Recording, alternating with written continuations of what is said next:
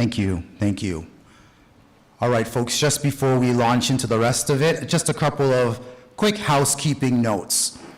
Number one, if you have something in your pocket, on your wrist, in your bag, in your purse, that rings, dingles, tinkles, plays reggae music, whatever it is, can you please place it on silent or vibrate so that we don't have a Buju Banton song in the middle of somebody's keynote address? So if you could please handle that right now, that would be great. Secondly, just a reminder that Sheridan College, during its spring-summer term, has a mask mandate in place. So if you're, wandering through the buildings and whatever else, out of an abundance of respect for our host site, can you please put your masks on if you're leaving this space to move about? Thirdly, you'll see over on the side there that there's a table that's laid out with refreshments, food, drinks, what have you. Please feel free to avail yourself of that throughout the course of the session when there are items available. Also, right over here, you'll see there's a hallway with a big blue B on the sign at the top. Through that space is where you can find the washrooms, should you require one. And finally, just a final note, that there are plenty cameras in the room because we are broadcasting this across the country to other folks who weren't able to join us here in Mississauga today. So, just be aware of where the cameras are and, and don't do anything you don't want broadcast around Canada while you're sitting at your seat. Just as a side note, okay? Fantastic. Thank you very much. And so at this point, we're actually going to move directly to our keynote address. And so our opening keynote speaker is Isaac Oluwalafe Jr., and he is the founder and general partner of Dreammaker Ventures, otherwise known as DMV, which is a Toronto-based early-stage venture firm. Isaac is also an award-winning real estate entrepreneur, angel investor, and philanthropist. And we are very keen to hear his remarks for us here today. Ladies and gentlemen, please welcome Isaac to the stage.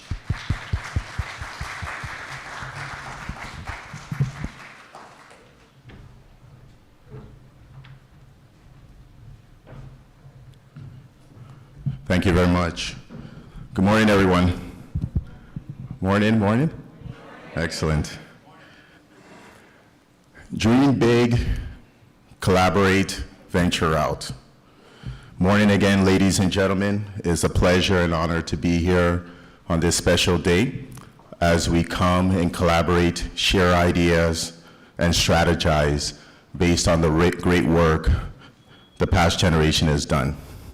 I want to first off congratulate Ryan and the ACBN organization for putting together the next 2 days and the effort and work to put together an event like this. I just want to congratulate Ryan. I recall years back when Ryan came to me to share his dream of what he wants to do with ACBN, the impact that he wants to have for the Black community, and the ways he wanted to do it.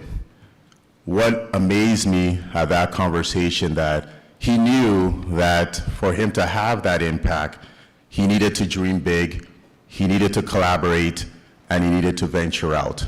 And that's why he's here doing this today. So congratulations, Ryan, I'm proud of you, man. And of course, I want to thank Sheridan College. I've said many times, for our community to move into the phase of economic sustainability, institutional relationships are critical because it allows us to leverage insights, it allows us to leverage infrastructure, and it allows us to leverage know-how. So thank you, Sheridan, for providing the space. But why are we here today? We are here because as a community, many individuals, organizations, and government came together years ago, decades ago, and they figured out that they had to dream big, they had to collaborate, and they had to venture out. And because of that, Black Canadians passed through several phases, several social phases that led to some major creations, like Black History Month, led by Honorable Jean Augustine, key individuals in the community, government, through coming together, dreaming big, collaborating, and venturing out. A decade from now, the next generation will say to themselves, the recipients of the eco funding had the same opportunity to do the same thing that the generation before them did, but not from a social point of view, from an economic point of view. So as I mentioned, my theme is dreaming big, collaborating, and venturing out. To dream big is to reach outside your comfort zone. To dream big is to set effective goal settings. To dream big requires taking joy in the process when it's not easy. To dream big requires understanding the mission beyond yourself. As a recipient of the eco funding, ask yourself, are you dreaming big? Once, as a community and recipients of this honor, we pass by the aspect of dreaming big, now we could start thinking about collaborating. We have all heard this statement before, but because we're here at an economic theme, I'll say it again. And this study is from the US. As we know, in Canada, we lack data.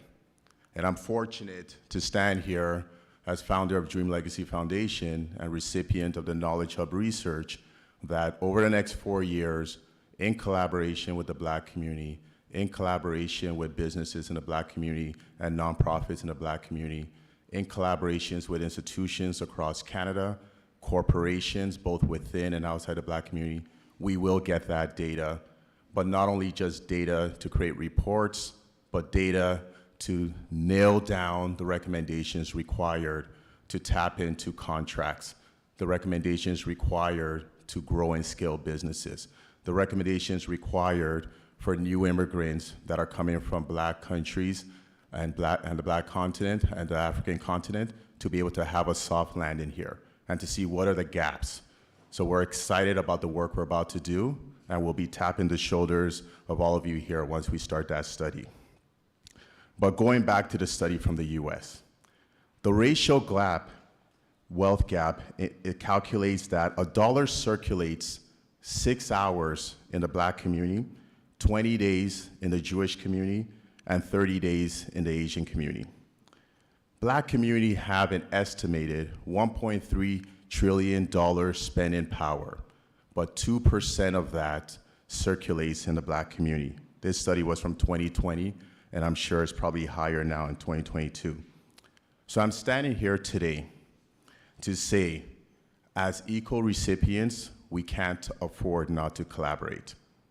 So when you look at the first part of dreaming big, involves effective planning. Make sure in that effective planning incorporates collaboration. But what does collaboration mean? Recording in progress. Right. So what does collaboration mean? And we see what our overall theme is for the next 2 days. But collaboration goes beyond just spending dollars. Collaboration also means sharing skills and learning new things together. It also means growing your network. Who here is from outside Ontario? Anyone? One person? Anyone else? Another person. So if we are collaborating, then I've now entered your region and you've now entered my region. If we don't collaborate, I can't grow my network. So it's vital we collaborate. But collaboration also means problem solving together, helping each other solve problems. It also means holding each other accountable during the good times and the bad time. But if we figured out the dreaming big aspect, which is having a common goal, then it's during the good times and the learning times. We take away the bad times and we change it with the learning times. That's what collaboration with the same mindset and end goal means. Once you're at peace with dreaming big and collaborating, now we're ready to venture out. Venture out can be defined as to proceed bravely into the unknown and into a dangerous space. But why shouldn't we bother by that? Because a part of dreaming big is going outside your comfort zone. A part of collaboration is sharing skills and learning new things. So if it's a danger zone for me, it may be commonplace for you. So I'll have a safe landing in that new journey. So as we venture out into unknown territories together, we can start building infrastructure nationally. Why is that important? Infrastructure is critical and important to fostering communities economically when it comes to development and prosperity. Investments in infrastructure contributes to higher productivity and growth and facilitates collaboration and connectivity and promotes economic growth. So as a community and recipients of this honor, it's important we appreciate venturing out. A small example, an early stage company is part of the Eco organization in Nova Scotia. They have a great idea and feel that they could expand on that idea in Ontario. So they connect with an Eco organization in Ottawa. As they're collaborating with that Eco organization in Ottawa, they notice they're in the tech space and they want to grow. So before they connect them with BKR Capital or Venture Fund, they first connect them with FACE, the loan program. As they tap into the FACE loan program and they get capital, they're able to hire within the community and they're able to start to scale. Once they get to a scalability where they're trying to raise $1 to $2 million and they connect with a venture fund and they get venture dollars, it allows them to scale more. Now they want to enter Quebec, but they need a bilingual partner or they need employees that speak French as well.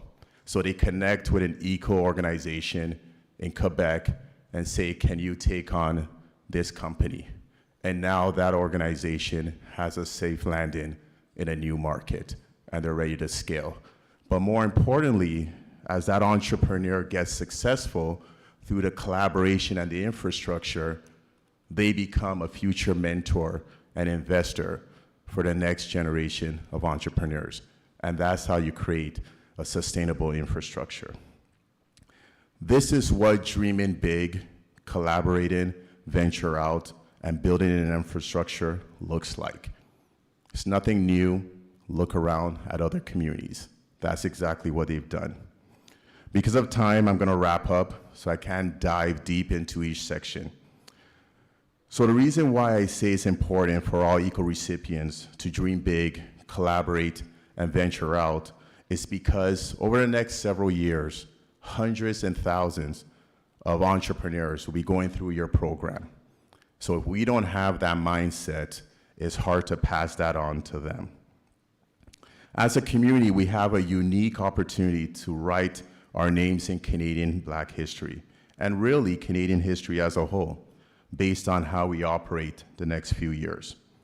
So whether we like it or not, we are already venturing out, because as I defined it, is proceeding bravely into new territory. The reality is, this is new grounds for many of us and for our community. So first part, congratulations for venturing out, as you've already partake in one out of the three phases. And because you're here today and here for the next 2 days, participating and collaborating, you've already doing the second part of the three phases. So congratulations again. So now as you collaborate over the next 2 days, be open to share your big dreams, just like how Ryan did several years with me, with other organizations, and see how they could help you achieve your dreams and vice versa. Because believe me, if everyone in this room is aligned with dreaming big, collaborating and venturing out, the $100 million allocated for the eco funding recipients will feel like $1 billion impact to the community for generations to come. We would be part of the successful economic movement in the Black community. Thank you, and God bless.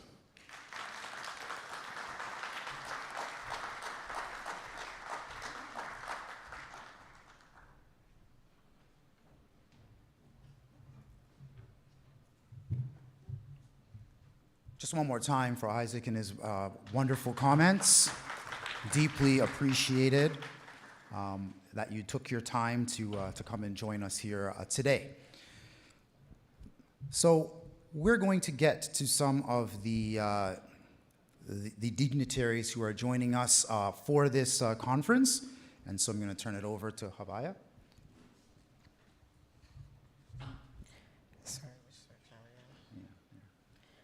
Okay, so next. This is a bit unclear to me, sorry. It's a bit unclear to me, sorry. Yeah, this point here around the minister's message. All right, so next we have a few words from Minister responsible for the Federal Economic Development Agency for Southern Ontario, but it's going to be via video. And we would also like to thank the sponsors for this section, Pylon School of Business at Sheridan College. I'd imagine the video is going to come up here.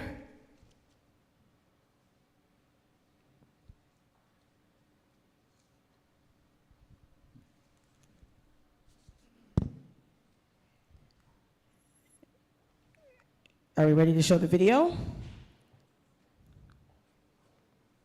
We're excited to be introducing Dr. Ann Lisa Longmore, Dean of the Pylon School of Business. Oh, yep. We can do the video after. Okay. So yeah, go ahead and introduce the dean. We're going to do the video after. Oh, okay, perfect. All right, so we're excited to introduce Dr. Ann Lisa Longmore, Dean of the Pylon School of Business, who will say a few words on the partnership with ACBN and the support of this conference. All right. Thank you, Dean.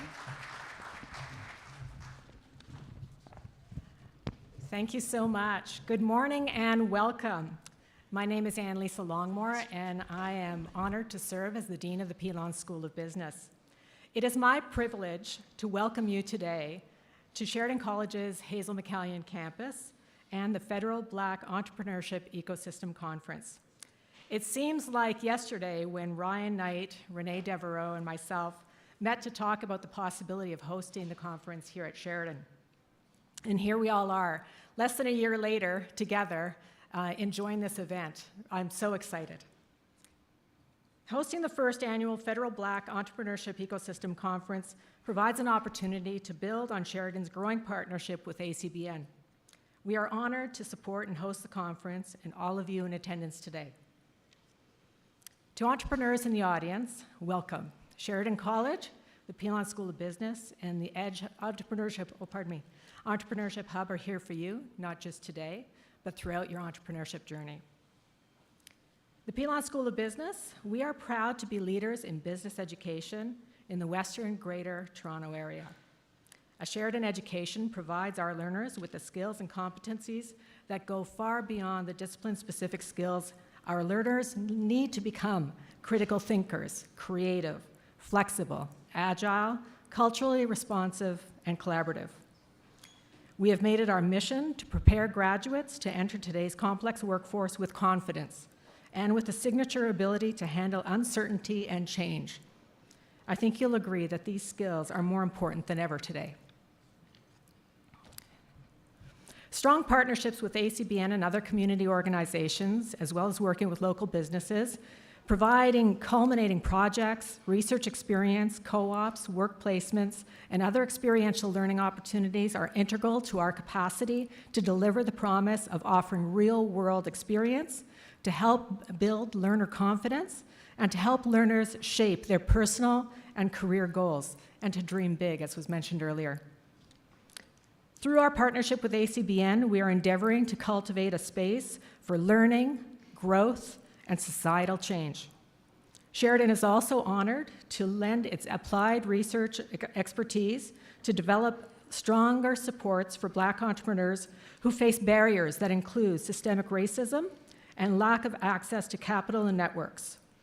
These challenges, including the lack of access to funding and economic instability, have been heightened during the COVID-19 pandemic, and this is a critical moment to act. We are proud to be working together with ACBN on 2 projects. First is a research project to identify the needs of Black entrepreneurs and develop practical resources in response. And second, we're developing a certificate program for Black entrepreneurs looking to enter the clean tech space. The resources that are going to be developed through these projects will be able to help inform future post-secondary curriculum planning for entrepreneurs. We are excited to help move this important work forward. Over the next 2 days, we hope that you will take a few moments to explore our campus. In particular, the EDGE Entrepreneurship Hub, which is on the 2nd floor just above us over here. EDGE is a community of innovators who believe entrepreneurship can be a force for change. They support the growth of purpose-driven ventures and work with local communities and organizations who are working together to a more equitable and sustainable future. EDGE is open to the public and provides learning opportunities, mentorship, co-working space, and access to funding to launch and accelerate social ventures. Throughout today and tomorrow, we invite you to visit the space on the 2nd floor and to learn more about how EDGE can support you. I also wish to acknowledge the hard work and efforts by all of those involved in bringing this conference to life here at Sheridan. Members of the organizing committee, volunteers, staff at ACBN, and at Sheridan. This conference would not be possible without you. So in conclusion, we hope that this event sparks the collaboration, networks, and learning that will amplify and strengthen the work of all Black entrepreneurs in our region and across the country. Sheridan is proud to be a supporter and partner in helping facilitate such important conversations. Thank you.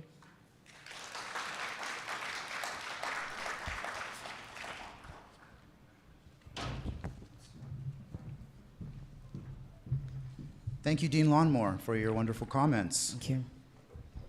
Okay, so the video that I mentioned earlier, a few words from the minister responsible for the Federal Economic Development Agency. We're actually going to skip the video. We're unable to stream it. So we're going to hop on forward to our first panel discussion, actually. It's the Trailblazers of Entrepreneurship in the Black Community. Oh, wait a minute. Is this the video? Yeah. they Okay, flipped it I've on us. been uninformed, misinformed. This is actually the, so a few words from Minister responsible for the Federal Economic Development Agency for Southern Ontario. We can run the clip. Hello everyone, bonjour. I would like to begin by acknowledging that I'm joining you virtually from Ottawa on the traditional land of the Algonquin and the Anishinaabe peoples. Thank you to the Afro-Caribbean Business Network and other members of the Black Entrepreneurship Program ecosystem for hosting today's event. Today's conference is vital to ensure we have meaningful discussions about how we can help Black entrepreneurs in our country have every opportunity for success. Systemic racism has kept Black business communities from avenues for growth and support, with many experiencing barriers to accessing capital, resources, and networks. That's why the Government of Canada announced our country's first Black Entrepreneurship Program to address critical gaps and barriers faced by Black entrepreneurs and Black-led and owned businesses. As part of this investment, more than $95 million in support for more than 40 projects has been announced to help Black-led business organizations provide Black Canadian business owners and entrepreneurs with increased access to mentorship, networking opportunities, financial planning services, and business training. Here in Southern Ontario, FedDev Ontario has provided more than $50 million through the Black Entrepreneurship Program Ecosystem Fund for 20 projects across the region.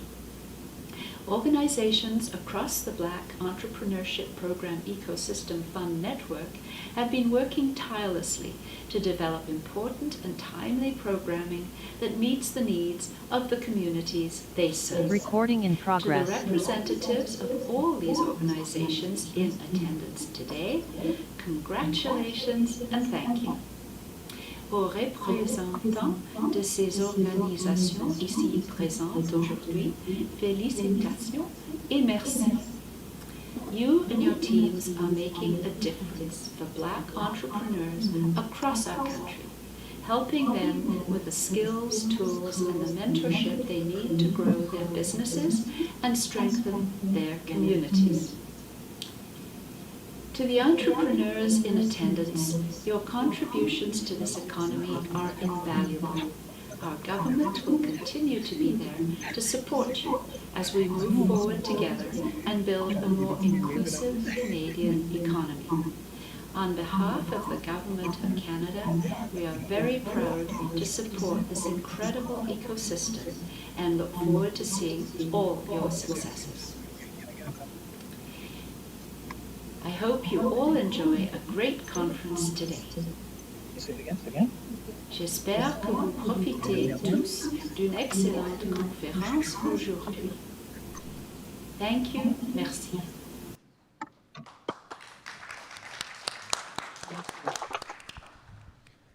All right, so it looks like we're going to move forward to the first panel discussion of the day. This is the Trailblazers of Entrepreneurship in the Black community. I'm going to welcome to the stage our moderator for this panel, Farley Flex, who is a media consultant and community leader, the CEO of Plasma Management and Productions, and partner at Urban Res Solutions Incorporated. And they will be introducing the panel speakers this afternoon. We would also like to thank the sponsors for this panel, Pan-African Credit Union. But let's get started with the panel discussion, Trailblazers of Entrepreneurship in the Black community. Okay.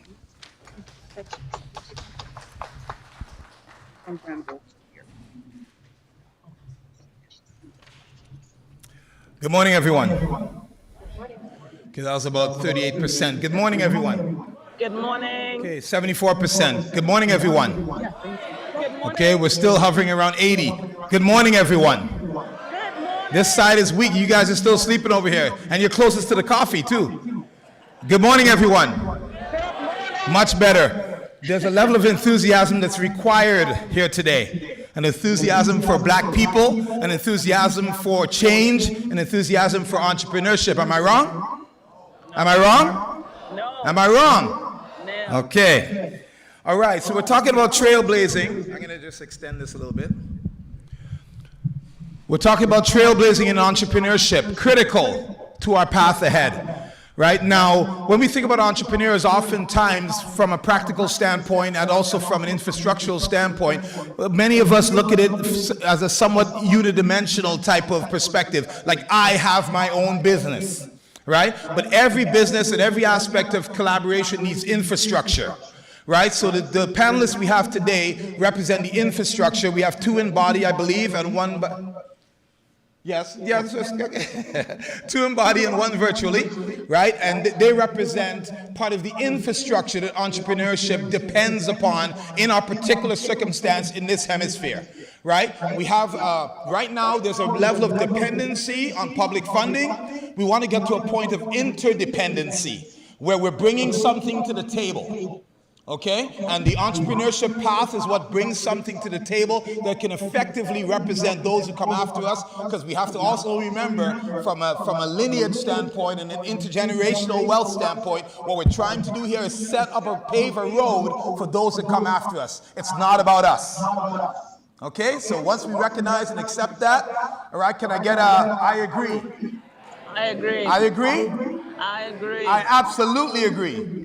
I absolutely agree. Okay, awesome. That's better. I didn't even realize I hit the mic down. Okay, so to introduce our panelists, I'm going to get them to give you details on their bios, if you will, individually, but I'll certainly introduce them by name and by my familiarity with them.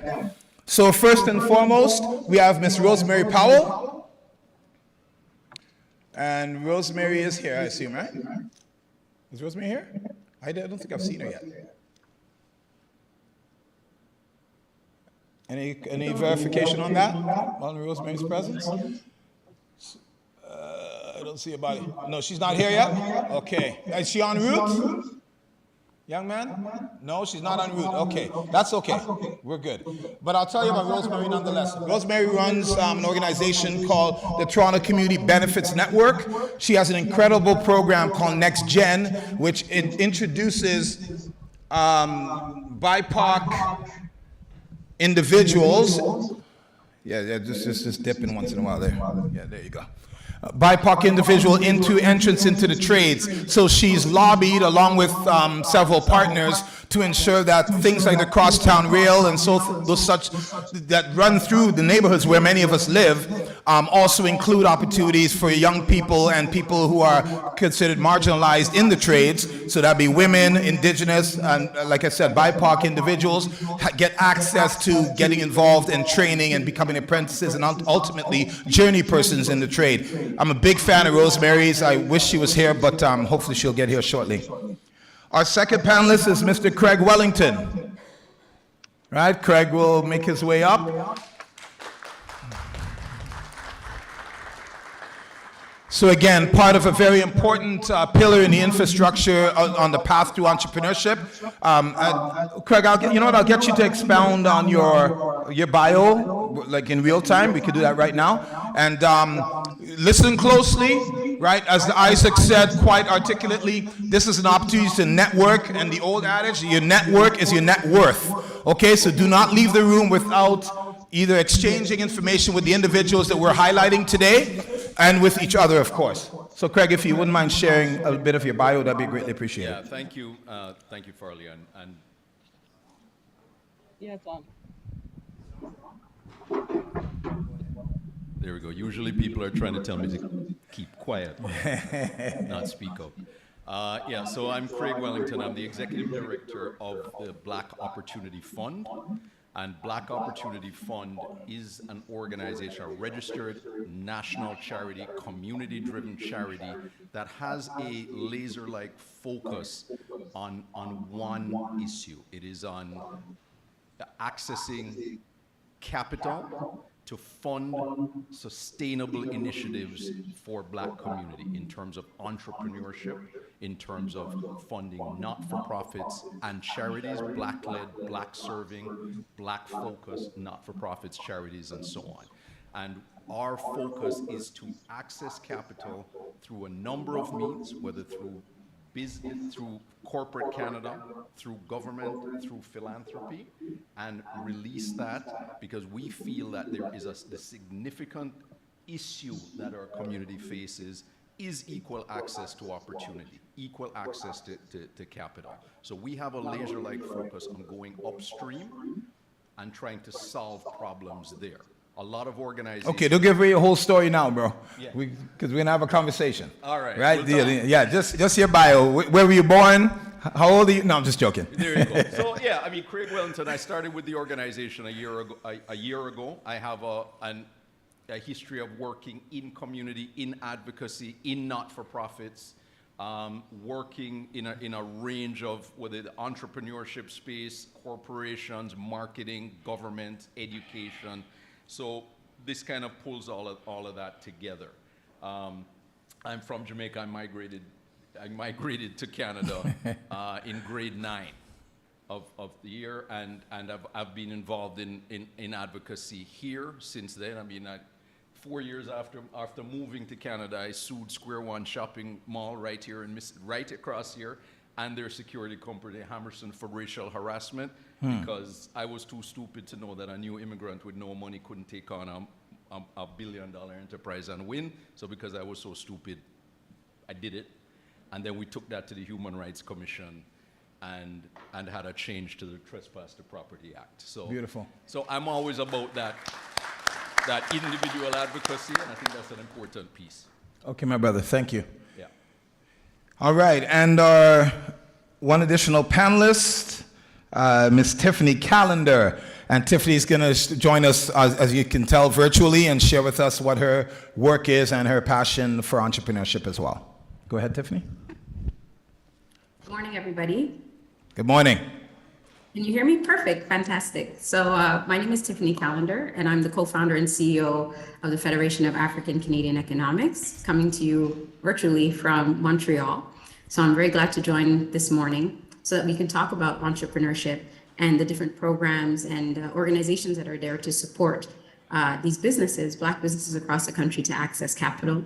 Our program is a $160 million fund across 3 partners: the federal government, the BDC, and 2 credit unions, Alterna and Van City.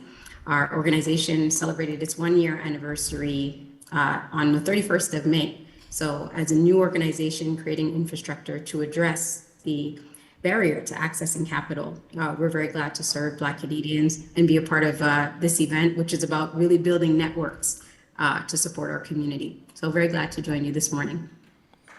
Awesome. And great to have you both. So we're going to talk about trailblazing and entrepreneurship. And I think the focus here really is, as I often say, we have to recognize the gap. You heard Isaac mention the term gap as well. So there are specific gaps that have been caused, we know historically, by the transatlantic slave trade, by colonization. And our goal now is to fill those gaps. Attack the gap on offense, fill the gap on defense. I'm a sports guy, so I'm going to use sports references.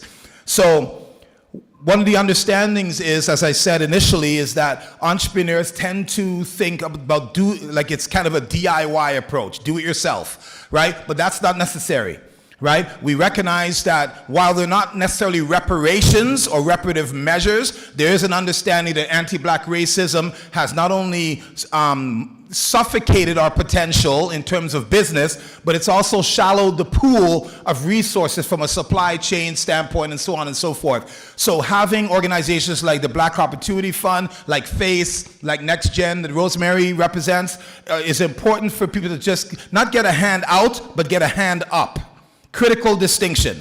Okay, so we want to move from, I guess you could call it, do it for me to do it yourself, but with the proper support and base and foundation and infrastructural foundation that these organizations can represent. So I'll just facilitate some questions, right? And if you folks can, first and foremost, now you can elaborate on the fund.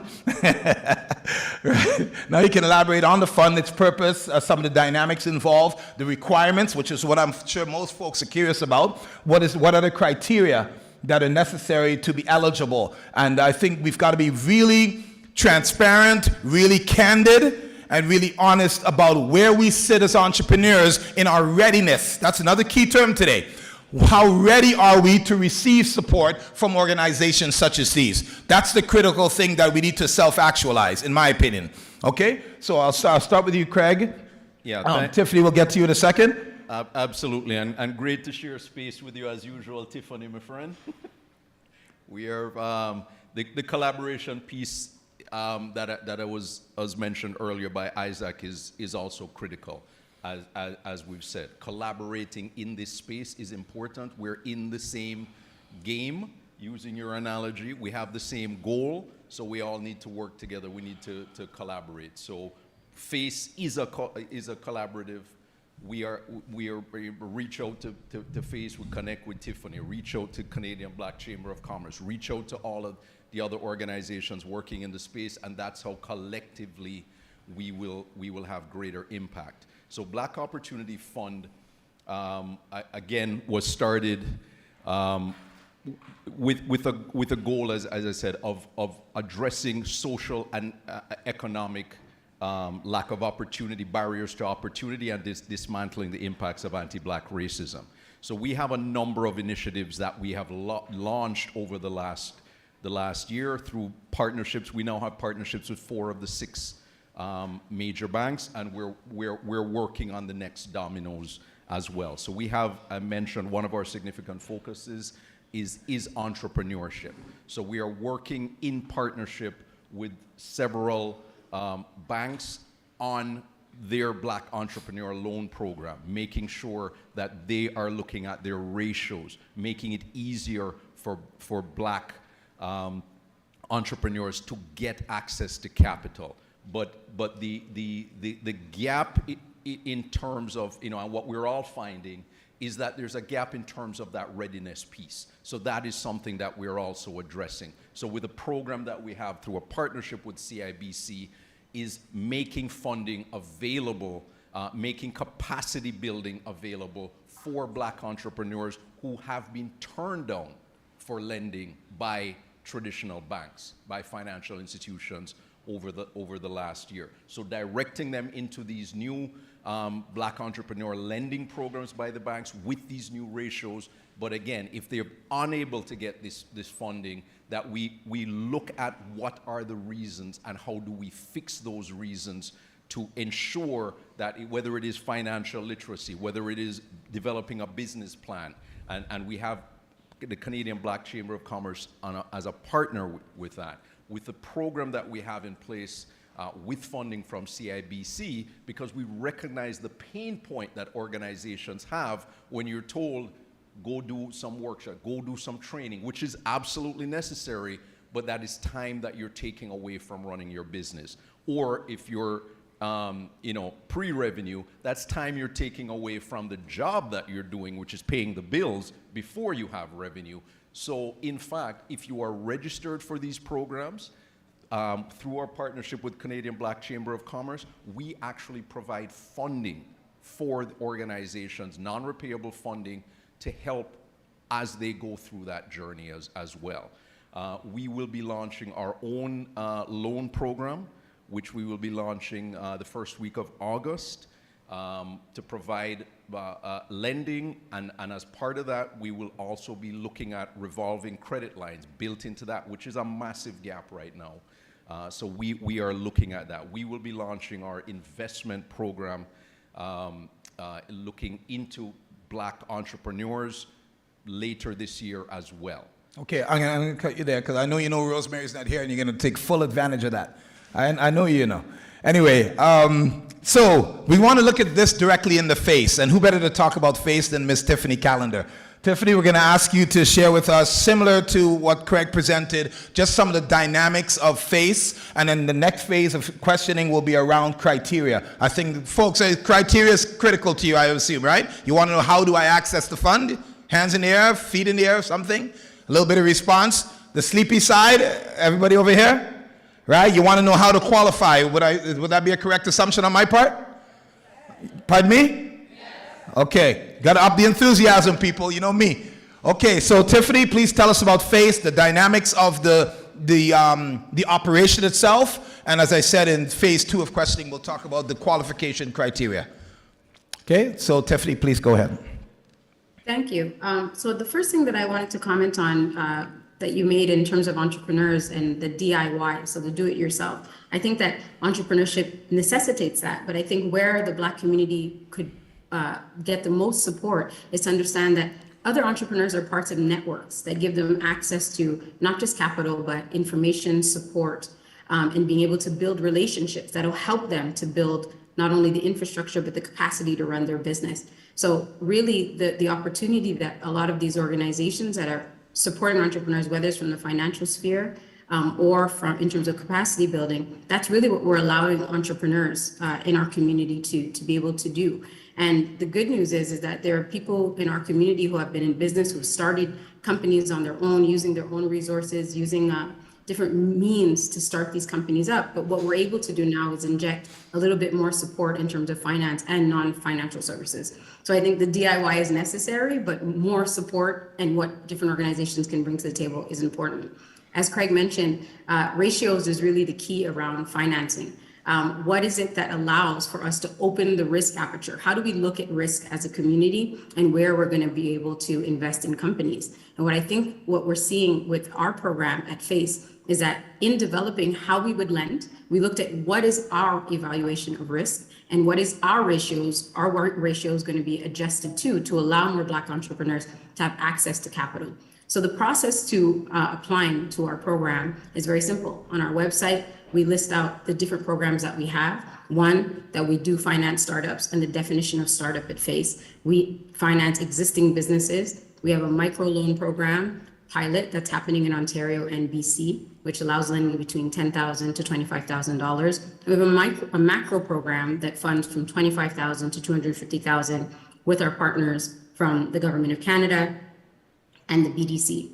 So in applying for the program, the eligibility criteria is also listed on our website in terms of the loan program, which means you have to have certain documents available for us to be able to assess your business. So your business plan is required, financial statements, financial projections, for startups as well as for existing businesses, a personal statement of affairs, which we provide the actual template to be used, to be completed, and your taxes. So it's very important to understand that these criteria or these eligibility criteria and these documents are required, along with the actual process of creating your application through our FACE portal, where you can register an account and answer questions, some that are mandatory related to your application and some that are not, and just allows for us to understand who Black Business Canada is so that we can continue to adapt our products as well as partnerships with different organizations to be able to support. This is the process in which you access funds to FACE. As I mentioned before, our program has been open for a year now, and we have approved over $19 million in loans to Black businesses across the country. This is a very big milestone for us at FACE, because building infrastructure and allowing us the opportunity to work with so many entrepreneurs in different sectors from different with different criteria to the way in which they run their business, whether they're startups or they're scale-ups, has been a really wonderful experience and dynamic for us at FACE. So ultimately, it's important to refer yourself to our website, also to be able to call to FACE, to be able to get some support to understand what the eligibility criteria is and what you need to provide in order to go through the process of having your loan evaluated at FACE. And we are most proud of the fact that this program was designed with experts within our own community who understand the reality of Black entrepreneurs and Black Canadians. As Flex mentioned, there's a historical context that has to be taken into consideration in terms of assets, in terms of capital, in terms of being able to guarantee loans. These are factors that we have to consider that exist in the mainstream, but we have to look at how we can lend differently and be able to make impact for our community. And that has been the approach of FACE. How can we make these resources accessible to businesses, but ensure that we do the proper due diligence and give the proper support to ensure that this fund will continue to grow and be able to be reinvested into other businesses over time. Thanks very much, Tiffany. You morphed into the second phase, but before that, I'd like to welcome Rosemary Powell, a good friend of mine and a partner in the work that Rosemary does at TCBN is incredible. So Rosemary, if you could just give us an overview of TCBN and what it represents in terms of your role and the organization, and you can feel free to go into accessibility and eligibility criteria, and then we'll get Craig to expound on his scenario after you speak. So please welcome, put your hands together for Rosemary Powell as well, please. Okay, hold on. You see, here's the deal. You guys are killing me right now. This sister and this brother, these sisters and this brother are doing some incredibly important work to support you and me, right? So when we say give it up for them, let's give it up, seriously. All right? My man, you okay? I don't see your hands moving though. Right? I'll call you out. We got to support each other, because as much as you guys may not realize, when you hear, that can easily be transposed to your functionality as an entrepreneur. Right? If somebody is here right now, what is your Black Opportunity Fund? How many dollars? Overall dollars? Well, Quick answer, Craig. Quick answer. Give me a dollar amount. It's growing as we're talking. Okay, what is it today? We have pulled in, we've gotten commitments of about 30, 40 million. 30, 40 million. Tiffany, how many? How many dollars? How much in budget? Were you speaking to me, Fred? Yes, I'm just asking, FACE represents, give me a dollar value as it relates to FACE and loans and so forth. So 160 million is our fund. Okay. And we've approved already 19 million. Okay, so we're close to 200. And Rosemary, the value of your work to the community, would you say is what dollar amount, please? Oh my gosh, I would say it's the value to the community.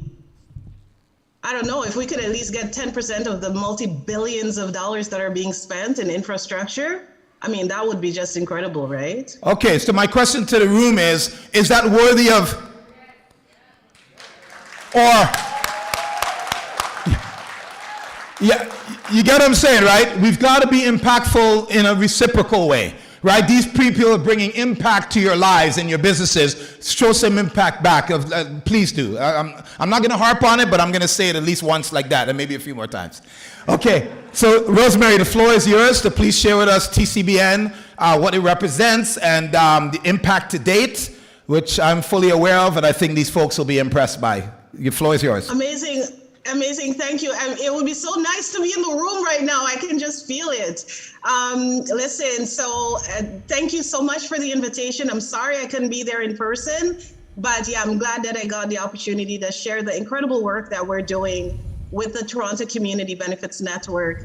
Our work is having impact nationally, which is absolutely incredible. And the Toronto Community Benefits Network has really grown into a Black-led, Black-focused, serving organization over the last, I think, 7 years since we incorporated. Just a minute, let me make sure that I don't have any distractions here. But yeah, the Toronto Community Benefits Network, we're a community labor coalition. We started in 2014, looking at the incredible spend of our taxpayer dollars that was happening in infrastructure. Billions and billions of taxpayer dollars, for example, invested in the first Eglinton Crosstown LRT project. In Toronto, $8.5 billion is a lot of money. There's not a lot of Black and minority-owned businesses that can actually compete for an $8.5 billion project. But there were 4 multinational, multi-billion-dollar companies that had to actually come together to be able to build that project. And so, as community, who were living along this corridor along the Eglinton Crosstown from the Mount Dennis community to the Scarborough, Kennedy, extension,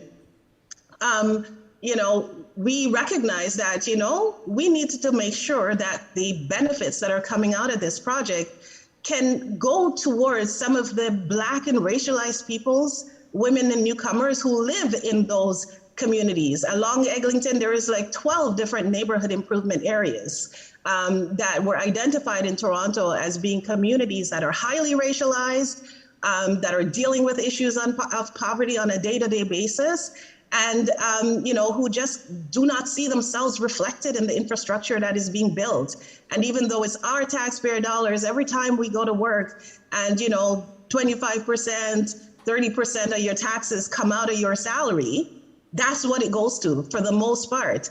Infrastructure, spending on hospitals, schools, bridges, transit projects. And so through community benefits agreements, we negotiate using tactics that labor does. So with unions, they negotiate collective agreements for their workers. And so for the Toronto Community Benefits Network, we negotiate community benefits for people who live in those communities. We want to make sure that the jobs and the economic opportunities and the spin-offs that come out of these projects also benefit our community through good jobs while the project is being built, not when it's finished.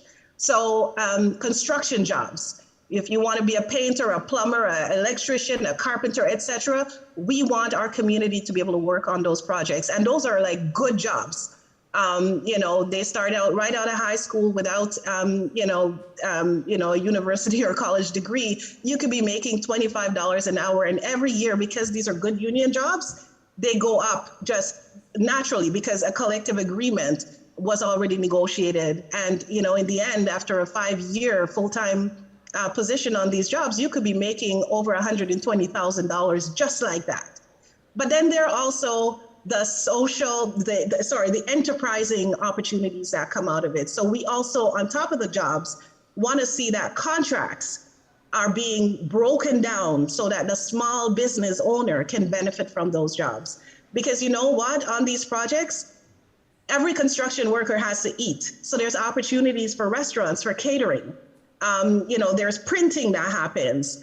There's all sorts of, spin-off businesses, that is supported through the construction industry. We don't really think about that as a community in terms of, creating businesses that are not, for example, and I'm going to be stereotypical thinking here, hairdressing or, or even, restaurants or whatever. We can get into businesses that supports the construction industry and get really good contracts coming out of it. So we also negotiate what we call social procurement, asking these major contractors who are multi-billionaires to basically break down those contracts so that you can have small businesses, minority-owned businesses, Black-owned businesses that can compete for those jobs. And on the Eglinton Crosstown project alone, over $8 million was actually spent in this way on local businesses and minority-owned businesses as a result of the community benefits agreement. And there are just so many projects that are happening across Canada, over $150 billion of taxpayer dollars being spent on projects all across Canada. If every single project has a requirement to have a certain percentage of their contracts broken down so that Black and racialized peoples can actually compete for those contracts, we're in a much better position. So that's where we need our support. And by the way, in Toronto, the Toronto Community Benefits Network is being led and our members, there's 120 member organizations and groups. We have 10,000 supporters. And for the most part, there's a lot of Black leadership that is happening within the Toronto Community Benefits Network. And I encourage all our businesses to really understand what's happening there and get involved and, think about, as you're developing your business ideas, as you're growing or building capacity in your business, how can you look at the construction industry as an opportunity if you've never considered it before?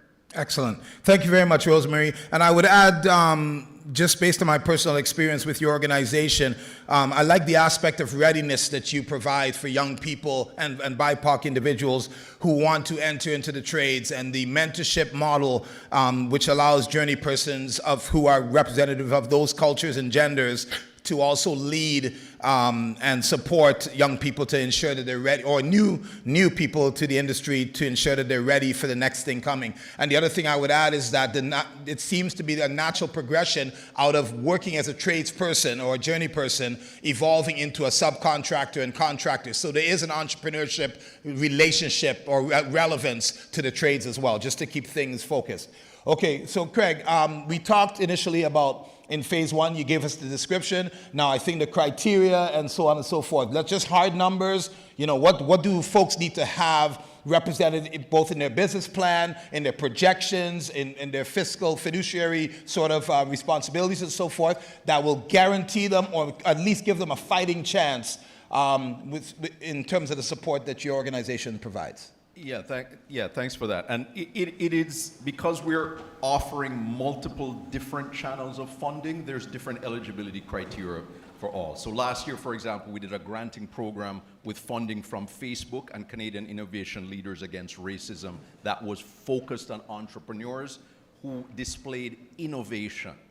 So across any sector, Canada-wide, just displaying significant innovation. And we were stunned. Everything from restaurateurs to health and beauty to gene editing to aquaculture to construction to automotive industry. Significant amount of innovation is happening in the Black community. And we are looking to roll out a similar program again this year. So that's a granting program, but it is competitive. This is not charity we're doing. This is an investment in businesses, in Black entrepreneurs who are paying their dues, who are coming up with significant ideas and are looking to develop their businesses. We will be shortly rolling out a granting program specifically for Black-led restaurants. That is going to be rolling out in the next 3 months, again with a significant partner. So 75% Black led in terms of the business. Must have, must obviously be a registered business. Have financial projections. Have been in existent, able to show sustainability over 2 to 3 years.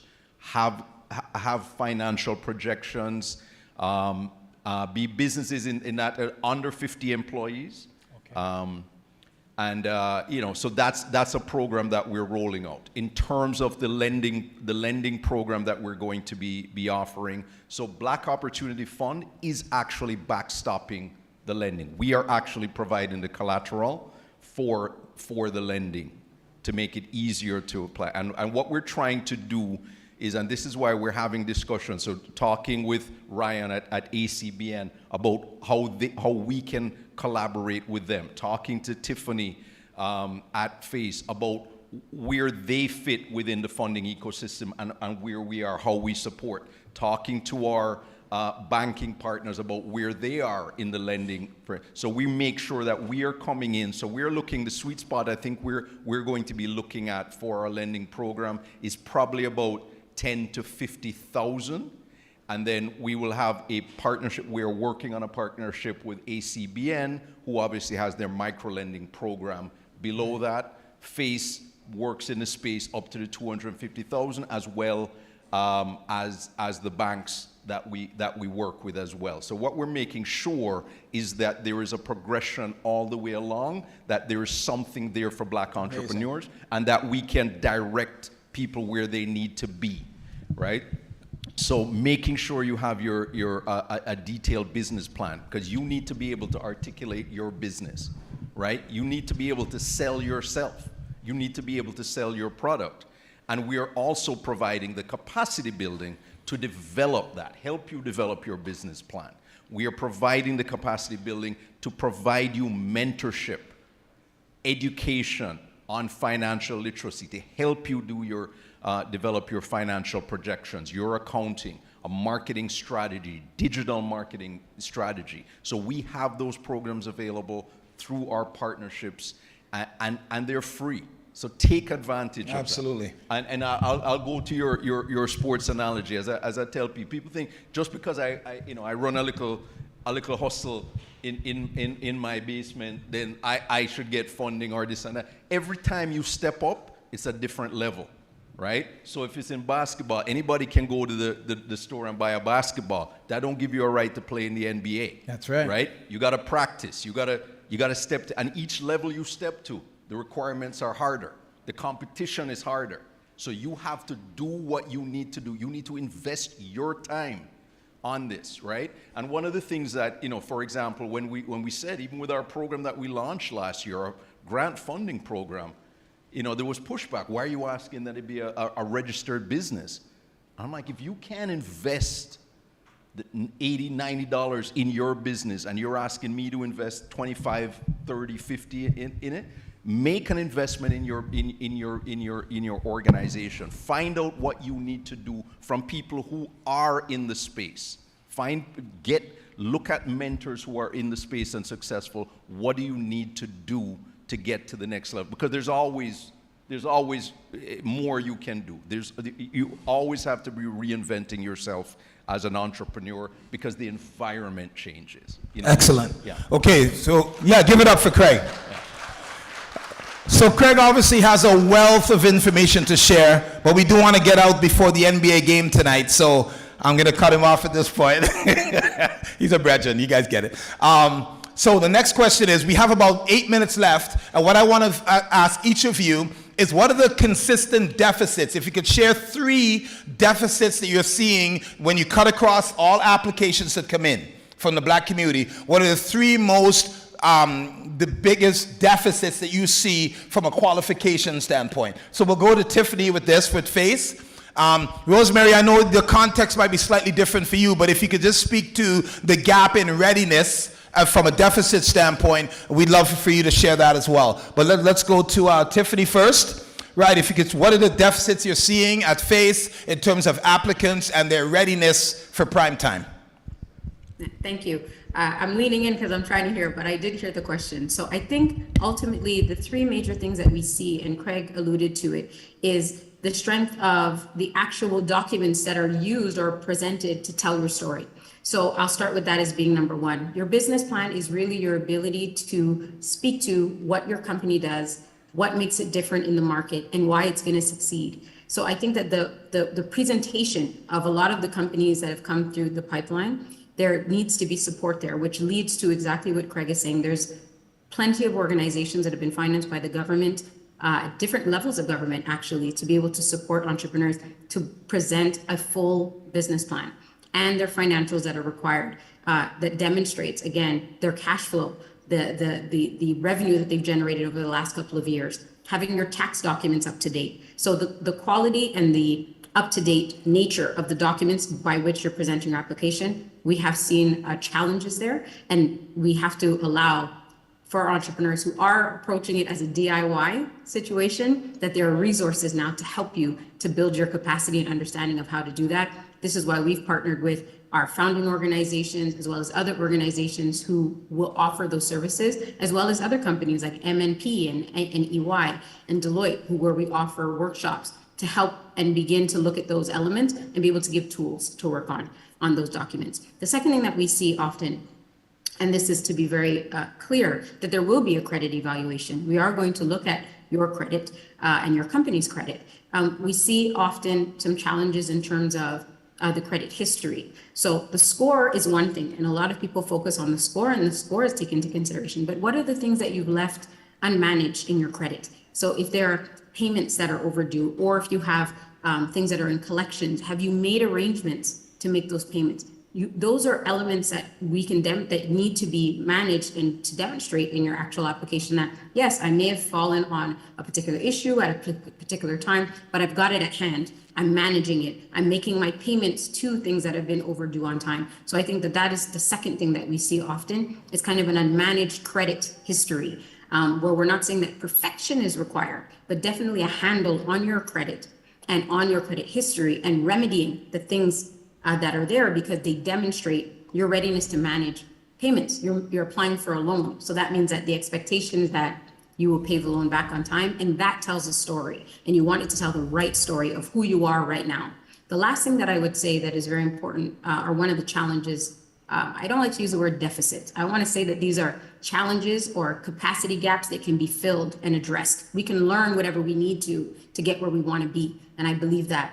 The last thing that I would say also is when we look at how entrepreneurs are positioning themselves in the market. So that's kind of the business plan, but when we try to get an understanding of what is your vision of how you're going to surf the tide or stand out or grow your company, sometimes that process is a little bit challenging for entrepreneurs, meaning, and to be plain, they want to start a business, but you have to look at your capacity to start and how you're going to grow. And I think that there's gaps there in the conversations in terms of where you are and how much reflection or how much information have you amassed to tell yourself or to tell others how you're going to ultimately grow your business, so then we know that you're able to sustain the loan. The only last thing I want to say before we go to Rosemary and the capacity requirements on her side is that I think the main thing that I think the opportunity is that the community has is the ability to have that conversation with FACE or with BUFF or with any of the organizations, ACBN. There's the shared lived experience that we have as Black folk, and we have now the opportunity to explain to each other what's going on. So our biggest mantra at FACE is ask why. It's not just a cold review of numbers and actual your application. It's what happened. And I think that understanding that life happens with all the barriers that we face, all the challenges that we face, here's the opportunity where someone can say, I understand what happens. There's a reason why Rosemary can articulate so well what her program is doing, is because she understands the reality of the folks living in those neighborhoods and why they need opportunities and how that'll help our community on a grand scale. Craig as well, obviously articulating what is necessary to help businesses get on course and how we make sure that they're able to give their full attention to growing and starting these businesses. I think that that's really the opportunity that we have. So I think having conversations with the folks who have started these programs and work with these organizations would help us to help you to be able to put your best foot forward and to remedy some of the gaps that you have and be able to gain that capacity. Thanks very much, Tiffany. Okay, Rosemary, your turn and your words. Now we're very short on time now, so we'll just ask you for the truncated version of your perspective. I'll keep it quick. Listen, one of the biggest thing is can't find you. So there's no presence online. In fact, one of our major general contractors, not too long ago, maybe 3-4 years, went to the federal government because we are now being required to have community benefits agreements on these projects, and they're required to do social procurement. But they basically said they couldn't find any Black contractors. So that's why TCBN was very, very, very active in helping to support the establishment of the Afro-Canadian Contractors Association, because we need to organize, we need to make sure that, we have a presence and they can find us when they need us. It'd be great to have a map or a directory listing across Canada of all the Black contractors. So even as a community, if we want to support our Black contractors, we can find them. Lack of follow-up, just having that back-end administration. So fine, they found you. But then now there is no response, no active response. You don't have like someone who is dedicated to just taking care of the communications, sending whatever required paperwork's over, calling and having those meetings. A lot of the work that needs to be done in getting a contract is all of that sales work. On the back end. And then, of course, one of the major things that we always hear is just that the price is just not competitive. It's way more expensive than other companies that they would work with in general. And so, at the end of the day in the construction industry, it's about on time, on budget, safely. And so they're always very much budget conscious. And so having a company that can compete around the same price as others is really good. You have to have some kind of a competitive advantage that you're offering. Fantastic. Because Thank you very much. It's not a charity. Yeah. Exactly. Okay, and Craig, if I could get a brief synopsis of the deficits that you've seen. Ditto. Ditto? Okay, that's the shortest. I think Tiffany's covered a lot there, as well as did Rosemary. We're finding all the same things. I mean, that website, the web presence one, I mean, that was literally an argument we were having when we launched our granting program. I said, we're in the middle of a pandemic and nobody can find your organization. And it was, well, we can't afford a website. I said, a web presence. I said, we're funded by Facebook, and you can get a free Facebook page. You can get a free LinkedIn page. But at least it has a website, a phone number, so somebody can reach you. So that if people want to find your business, can they find you? Something as basic as that, you're depriving yourself of opportunity. Absolutely. Yeah. Thank you very much. Okay, so let's give it up for our panel folks on the trailblazing and entrepreneurship. Again, my job is to inspire you. Real talk. How many people took notes during that panel? You're fibbing. I'm watching every one of you. Show me, okay, can I see your notes, please? There you go. You got your notepads. Show me the notepads, folks. All right. That's 5 notepads. Where are the rest of all the hands that were just up? This stuff can't go in one ear and out the other. And as you know, it'll pass through your brain on that journey, right? But you have to be able to retain this information. It's very valuable information. Okay, so let's do our best to take copious notes, record. I believe recording is permitted. Ryan, you could verify that legally speaking, right? But I encourage you throughout the day, take as many notes as you can and review them, share them, whatever you need to do, because it's not just about us in this room. We should all be telling one or more persons that we were here today and why they should have been here. Okay, well, thank you very much. I'll see you guys a little later, and we'll on to the next. I'm not sure what the next item is. Oh, we got a little bit of a break right now, actually. So you can network. I don't know how you're going to network virtually, but you can certainly speak to Craig. He has lots to share. Yes,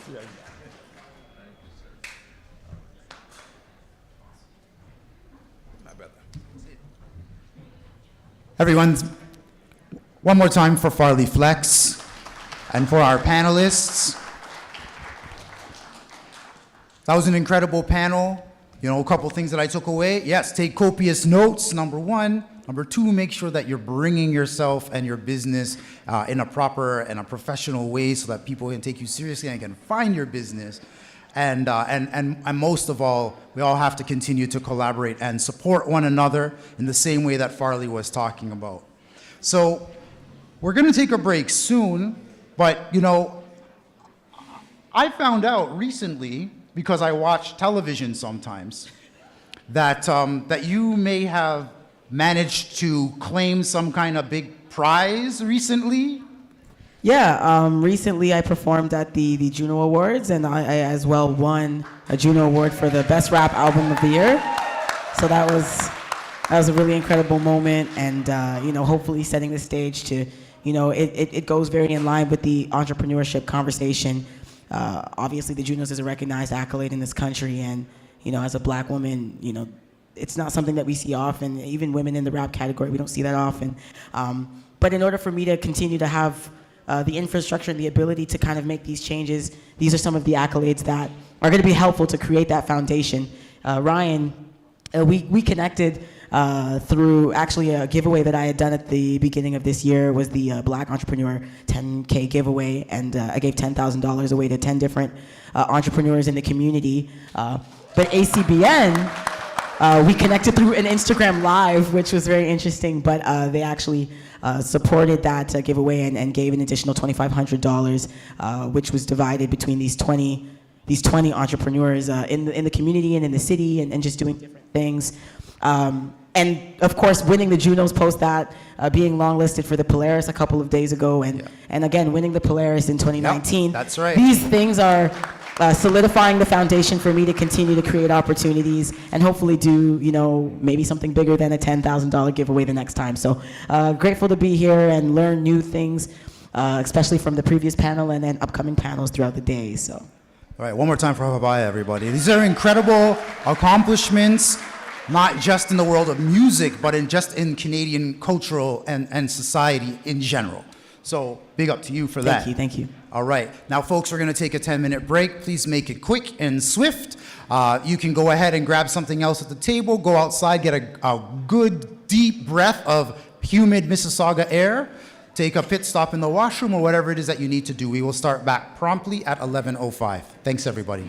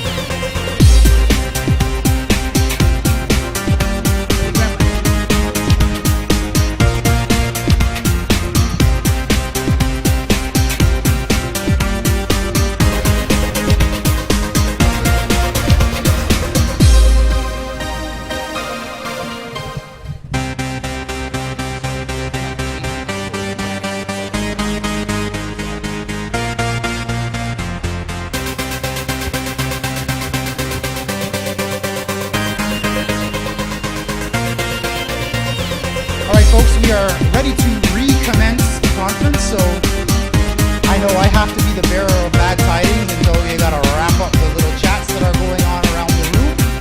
But if we can get folks back to their seats, and we will move into the next panel discussion at this time. So if folks just wanna lower the rumble to a low roar and return to their seats, that would be very helpful right now.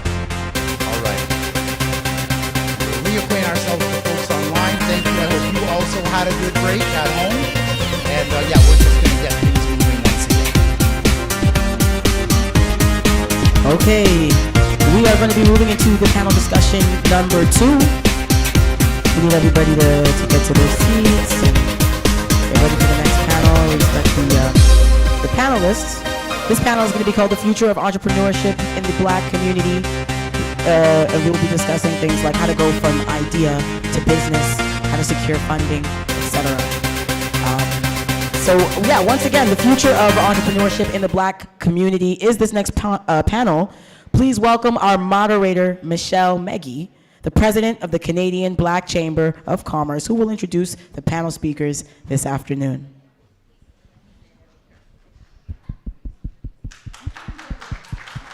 Yeah, we need the flex energy. Let's go, folks. Come on. We can do much better than Please that. give it up for Michelle Meggie, the president of the Canadian Black Chamber of Commerce. I am so thrilled to be here. Thank you for that. Obviously, it's going to be two different kind of energy. But Farley, you're just a hard act to follow. It's just a hard act. So I'm going to, is this going to stay up? Okay. Is it good? All right. I won't touch it, promise. All right. So first of all, it's so wonderful to be here. I'm so excited. Hello everyone. Bonjour à tous. This is an exciting day, an exciting event. Yesterday was fantastic, groundbreaking, and I just couldn't wait for today to come. I have 3 fantastic entrepreneurs, panelists, who will be up here with me having a conversation. This is about a conversation. And first we have Chloe Cheyenne. I hope I pronounced that right, Chloe. And Chris Beth Cowie. And we have Kofi Hope.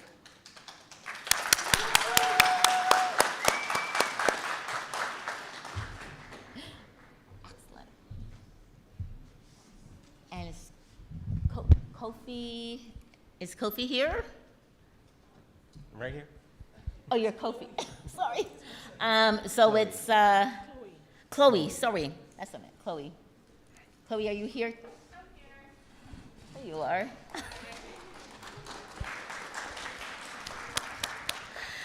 Well, I'm gonna have to pull a Farley. You know, can you just like amplify that a little bit more? It takes courage to be here. It takes courage to start a business. It takes courage to run a business.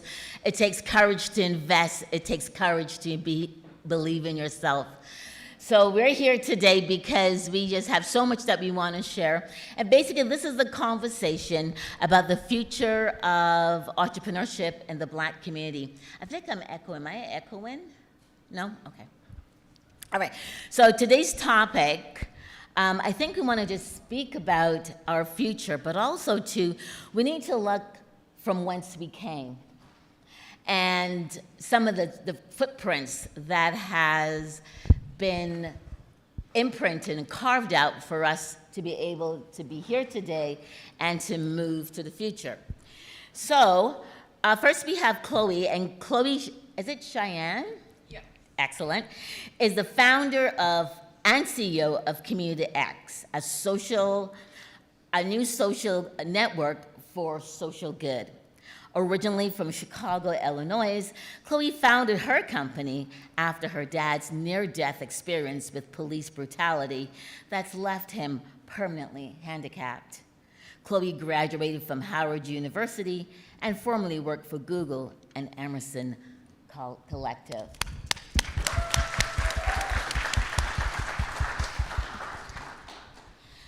We also have, and also too, we'll also give an opportunity just to talk a little bit more about their business, because entrepreneurs, they're ready to go in, and they've been doing work within the community, not just to support themselves, but to change the narrative of how we do business, how we are seen in the community, and to create our space.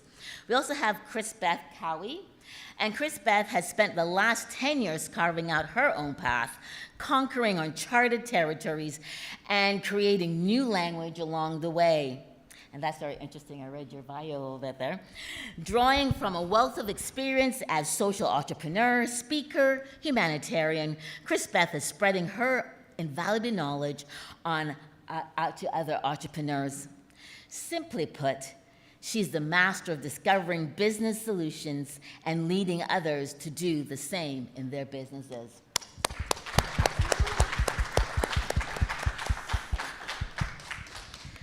And then we have Kofi, sorry. I'm getting my, so Kofi is a Rhodes student, a scholar, and has a doctorate in politics from Oxford University. He's a co-founder and CEO of Monumental.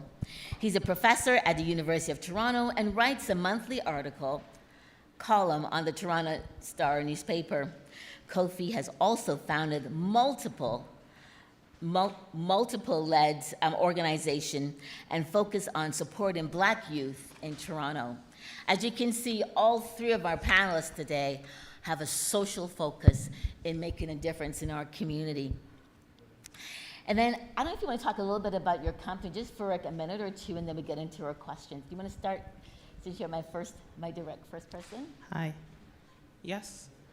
So thank you so much. I was like, you can introduce me all the time. I don't know where I came from, but I love it. Thank you so much. So my name is Chris Beth Cowie. I am the founder of Empowered for X, which is a business training and consulting firm. We're a social enterprise that focuses on supporting entrepreneurs from ideation and those that are revenue generating. But one of the unique things about what we do, we also tap in and support youth entrepreneurs through the process. So sponsoring, we give a $500 grant and other opportunities to plug into our training session, because we believe that youth are core to where we're going next. Okay, go ahead. Chloe. So good afternoon, everyone. So I'm Kofi Hope, and I'm the co-founder of Monumental. We are a social purpose business that I founded with a woman named Zara Ibrahim, and we're in the space of city building and real estate development, and we help major institutions think about how they put social impact and equity into their strategy as they build up our cities. And so we spend a lot of our time working with municipal governments or federal crown corporations that develop land, or some of the big developers like Tridel, Northcrest Developments, et cetera. And so we've been in the game for about 2 years, slowly building up our team, and we do a variety of projects on kind of major building sites across Ontario, and we also support organizations. Craig was here earlier. We're working on the strategic plan for BOF. We supported the Black Screen Office on their strategic plan. So we do that, but our big focus is in how we take the way our cities are built and make sure equity and benefits for community are at the heart of that. Excellent. Thank you. And Chloe. Hey everybody, I'm Chloe. I'm the founder and CEO of Community X, which is a new app for change that connects like-minded change makers around causes and calls to action. We are founded by two former Googlers, myself and my CTO, Courtney Marshall. We met while we were both working at Google a few years back. Excellent, thank you so much. We've heard from Rosemary, we heard from Tiffany and Craig, BOF, TCBN, and FACE, and we're seeing how the money that's coming in our community, and thank you for your leadership, guys, and the leadership through the organization. We see how the money coming into our community, that's been, now we have access to how it's making change, how it's driving change. And as we talk about the future of entrepreneurship in the Black community, I just wondered if you could just And any of you can answer, or all of you can answer, just not all at once, take time, take turns. But let's be very creative, as we're told, Isaac says, dream large, dream big. I wonder if we were to put on our creative hat for a minute and a mindset of utopia, but make it a bit pragmatic. What would you want the future of entrepreneurship in the Black community to look like?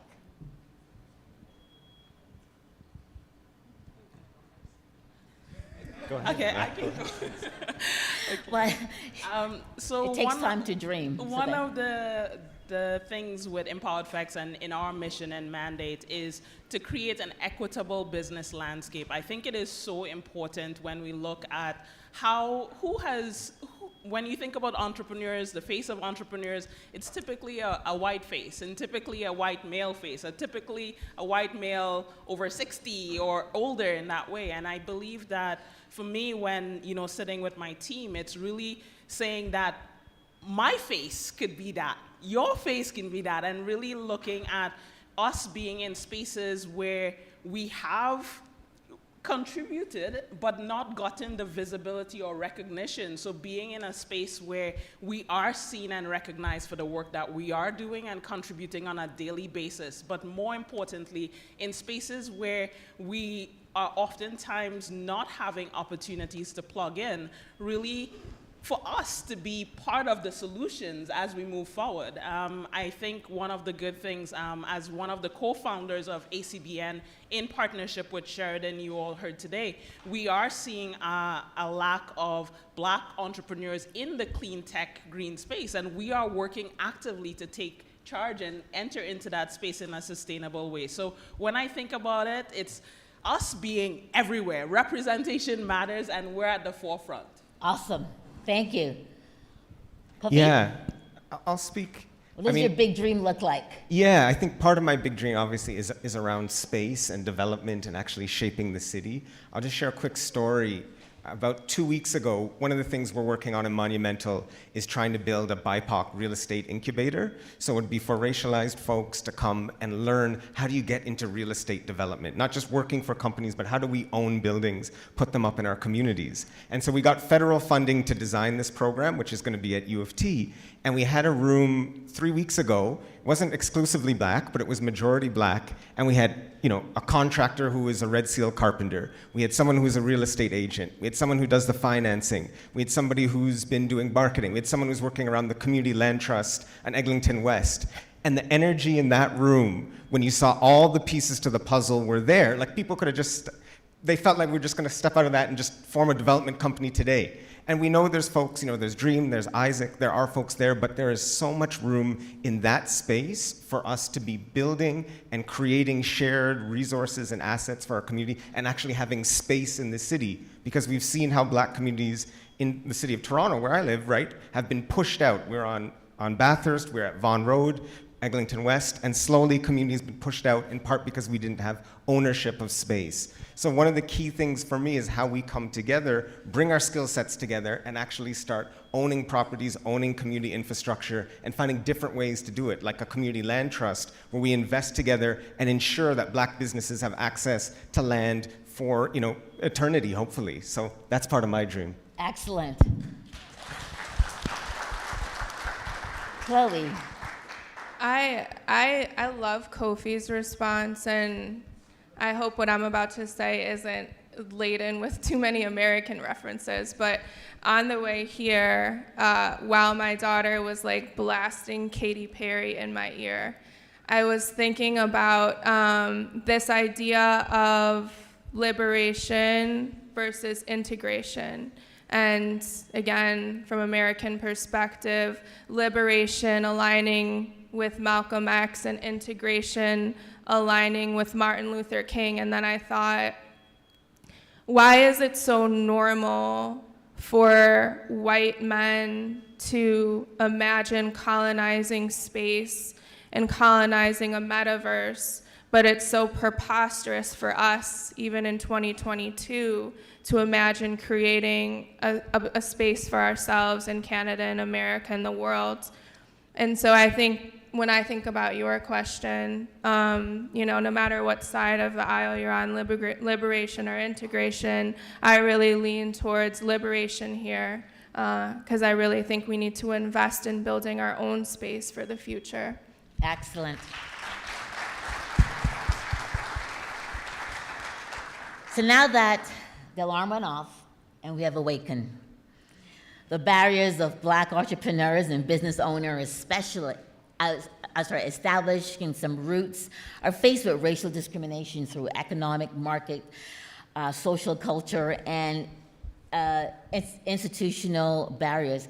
How do we now see the future for Black entrepreneurs in the Black community, having all these barriers that face us every single day, and you have alluded to some of them? How do you really see it now that we've seen your dream? What is our reality now? Prior to change, not with change, but what is it right this second? Yeah, and it's hard to say how long, but I would say certainly there has been an opening. There's been a change.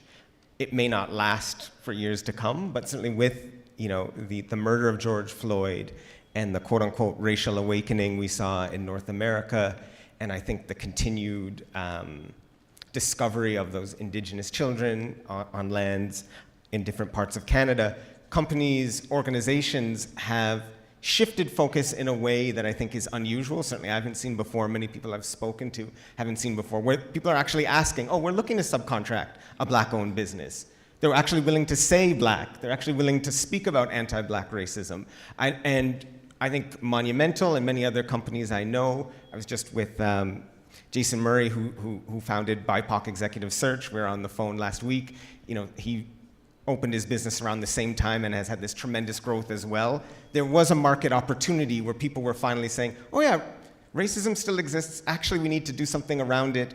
Maybe we can use the money that the millions we spend and actually put some of that towards Black communities. And I think it's important to step into that moment.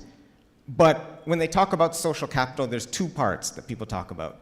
They talk about bridging and bonding. And I think you have to do both. And so I think this has been a bridging moment that organizations that traditionally were cut off from our community have opened up doors, not fully, but a crack, but enough for people to step in. And you have to bridge, that's part of social capital, to connect with other communities. But you also have to bond, which is building with your community, creating good social roots and connections. And so I think in the moment of opportunity we have now, it's how do we build connections with new organizations, but how do we also do things like this and build with each other and find ways to open up doors for each other. And so I think if we're doing that, because you have to walk and chew gum at the same time, I think we can see tremendous progress, because to be honest, in some of these organizations, it's 2 years out, and already anti-Black racism is, that's so 2020, right? They're moving on. And so I think we have to keep pushing those doors open while we build with each other at the same time, and that's the recipe for success. Thank you. Chloe. No, Chloe, go ahead. Oh, sorry, either or. Just jump in, guys. Okay. There's no order. Yes, I think in terms of the work that we do at Empowered Facts, we've been very fortunate to form new bridges, and I think in terms of ACBN being one of the organizations that were funded. In the room, there are several other organizations that was funded by the federal government to put on this conference as well. So make sure you're in this room networking with those organizations. I think we are in a time where there has been an awakening. There has been positive actions towards supporting Black-owned businesses. And I think from my perspective, working with entrepreneurs on a day-to-day basis, I think our previous panelists alluded to it, it's now also for us as entrepreneurs to get ready, right? That business plan that you've been kind of putting off, you gotta get it done. And I think part of it is when we show up according to the standards and responsibilities, sorry about that, according to the standards and responsibilities that are required to participate in this marketplace, I feel like we have a true fighting chance. And now, not only just us showing up alone, now you're showing up with organizations, 40 organizations and more behind you, backing and supporting you. So I think from a barrier perspective, that window is open. We have organizations that are fighting for us. We now need to show up correct, if I can put it like that. Excellent, thank you.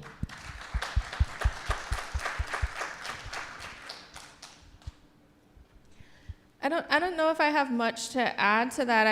I think when I reflect on, what the dream is and what the current barriers are, I think that every barrier that exists today goes back to the fact that for centuries past, we've been investing in this idea of integration, which says that we need to figure out, when it comes to the economy, when it comes to education, when it comes to state, local, and federal government, how we fit in, how we assimilate with the reality that the white man has already built. And so that's why we're still dealing with police brutality. That's why we're still dealing with education inequity, with homelessness, with poverty. It's because everything that we have to do now, we're trying to fit a peg in a square hole, and we're not able to mold things according to the reality that we want to set for ourselves. Facts. So we talked about the big dream, and we talked about a reality. And the reality is that we can achieve the big dream. And as you said, walking together, holding hands, not individually, but together, coming together to do that, we can definitely make the steps forward that we need to do in order to recognize, so the gap between the reality and the dream identifies really what the gaps are, that we need to make an intentional and a conscious effort to fulfill those needs and fill those gaps. So now we want to explore these challenges that you talk about. We talk about quite a few challenges, and then the impact that those challenges have on the future for entrepreneurs itself, not just on the community, but entrepreneurs itself. And then can we also just maybe explore some of those solutions that will encourage and definitely move us towards sustainability? Because if we're not sustainable, there's really no future, is there? And then the dream means nothing. My dad says when you stop dreaming, you die. So we want to live, and we're living large, so therefore what are some of the solutions to ensure that we move into a sustainable Black community in Canada and beyond as we export and whatever else? I can go first. What I would share, and this is a 3-day conference. So yesterday, the various organizations that were funded, along with various organization members, were in a room together. And I think the theme from yesterday that came up was, yes, we can do it, our dreams can be accomplished, but how we do it is what truly matters, right? And so one of the things that was shared, 2 concepts that were shared yesterday, one being through a cooperative type of business model, where we're not trying to build alone. Sometimes, I'm curious, who here runs a nonprofit organization? Just by a show of hand, nonprofit organization. Okay, entrepreneurs, for-profit ventures, okay? Okay, so back to my nonprofits, put your hand up. Okay, so does your nonprofit generate revenue? Keep your hand up if it does. Okay, so some hands went down, hands went up. Okay, awesome. So one of the big concepts that was shared, and I truly believe as we're talking about stepping into viable solutions, it's true a social enterprise, social purpose type of business model. And there's a session later where we're going to be talking about social entrepreneurship, and I'm on that panel, so I invite you, a quick plug, check out that session later on. But really from the standpoint of, we historically have been able to work collaboratively to make good things happen, and through not just the capitalistic type of business model, but where we keep impact at the forefront. We are looking at sustainability through a revenue model where we're cutting off the dependencies from the government and other organizations, because if we, there's about 100 people here, if each of us were to contribute and pool our money together, we can do great things. And I think that's really where the solution lies with us at the end of the day. There are so many barriers outside, so I really like the concept of, that liberation. How can we know the barriers that exist in the outer world, and it's now, let's create a world of our own working towards our dreams. Excellent.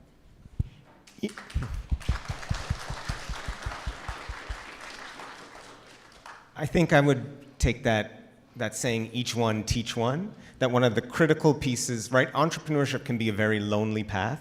I'm blessed that I have a co-founder, a co-leader, so I'm on the Zoom for hours every day with her, and we're back and forth with ideas, but it's still a very lonely journey. I remember being executive director of a nonprofit, and there's few people who can understand what that's like. There's few people you can talk to for confidentiality reasons about all the things going on. And so I think it is so important for us to bring together peers and to learn from each other. I think you can do a course, you can go to business school, all of those things are great. But even there, it's the networks you make. Like, I see my brother Eldon over there. Last summer, I remember we did a bike ride along the lake shore for like 4 or 5 hours, just talking about our businesses, talking about our ideas, how we run it. And I think sometimes as entrepreneurs, we get very proprietary. We think, I can't tell anyone, how I run my finances. I can't tell anyone how I market. I can't tell anyone how I do it.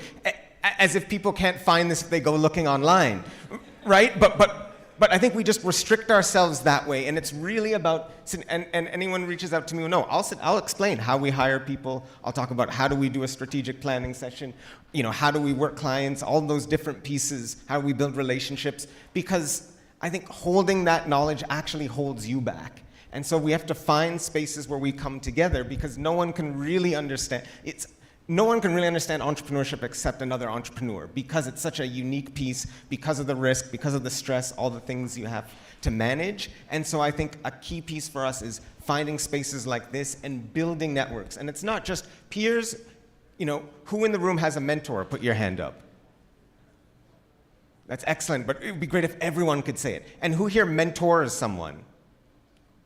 Right? And that's the key. I mean, I'm preaching to the choir right now, but this is such a big part of it, right? Not only how do we support each other as peers, but how do we open the doors for those folks coming up, and especially those established business owners in the Black community, those who are retired and whatnot, how they can then pass on that knowledge. I think that is one of the key to how we overcome almost all the barriers, because it might be new for me, but I guarantee there's someone in the room it's not new for them, and they've already figured it out. They've already cracked the code.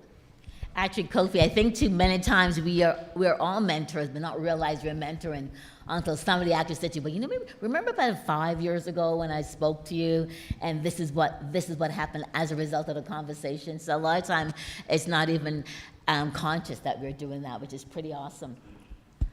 Thank you for that. Chloe, did you want to share that? I would say, in terms of solutions, I guess broadly, a lot of people say, buy Black. I would say not just build Black, but build radically Black. When I think about my company, from our board of directors to our advisory board, to our founding team, to our leadership team, to the employees that we hire, to every single one of our investors, and we've just closed, we're closing a $2 million round, all Black, all radically Black. So I think that can be a really strong form of liberation, because in doing so, you can make yourself an indispensable part of the local, national, and global economy. Awesome, thank you. And I guess as you work towards reinventing yourself as well as we move through the pandemic, which takes us to, so the COVID-19 pandemic has further stressed Black-owned businesses and definitely have caused racial wealth gap to widen. So as we emerge from the pandemic, unmasking, narrowing our social distances, choosing how many jabs that we want, and really gaining autonomy over our lives and shifting as we shift towards the economic recovery. And your desires to be change agents is so apparent. And also, too, you continue to build healthy Black-owned businesses. So thinking of your own sustainability within your own business and your scope as a Black entrepreneur, what is it like being an entrepreneur today? I hear some of your successes, but what is it like when you stand up in a crowd? Maybe these are all white people standing here, right? Or South Asian or anything else except Black, but you're the only, because quite often I'm the only Black person in a room. What does it feel like you stand up and say, I'm an entrepreneur, a very proud one? What's that feeling? And what's that feeling like talking about your own peers in here of your own culture, and you're also saying that same statement, I am an entrepreneur. What does that feel like?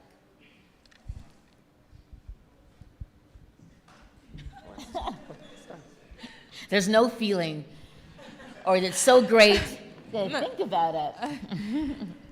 This is one of the hardest things that I've ever done. I can't say it's the hardest because I'm raising a 4-year-old girl in 2022, so that's extremely difficult, especially in the US with all of the issues that we have going on. But this is it's hard. And for, now I can say we're closing a round. We have NBA players as investors on our board. Van Jones is one of my advisors, my advisory board members. We work with all kinds of people. We do things all over. But there was like 10 months where I just didn't want to get out of bed. I was so depressed, and I felt so alone, and I wasn't sure if I was going to be able to build the company that I had inside my heart, and that was like tearing me apart. The will, I think Mike Tyson says the will to win. Like, the will to win inside you has to be able to defy everything in order to get through those moments, in order to get through 10 months of just constant depression. That will has to be so strong. And that's one of the biggest lessons that I've learned in growing my company. And I really try and stay attuned with how I'm feeling and how things are affecting me, because it's not just a one-time thing. Like, as your company continues to grow, as you continue to get bigger, you're gonna still have those moments, and you just need to be able to find that inside of you and pull yourself through it. Fantastic. Lisa, or jump in. I think it's so much about having that confidence and self-belief, not arrogance, but that belief. When you talked about those spaces, that happens all the time for me. Like, we do work with boards of directors of billion-dollar companies.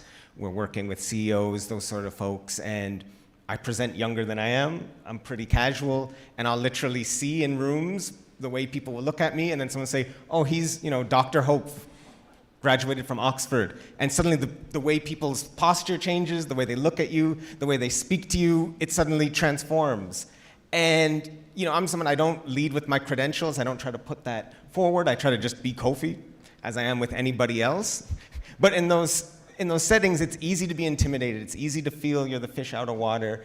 It's easy to start questioning yourself because people don't respect you because of the way you're speaking to, until you start hitting them with facts, until you start hitting them with those credentials. But then you can come off as arrogant or self-absorbed of all those pieces. But the key to me has always been knowing who you are, right? I know who I am. I know the family that raised me. I know the communities that I've served. I know the work that I've done.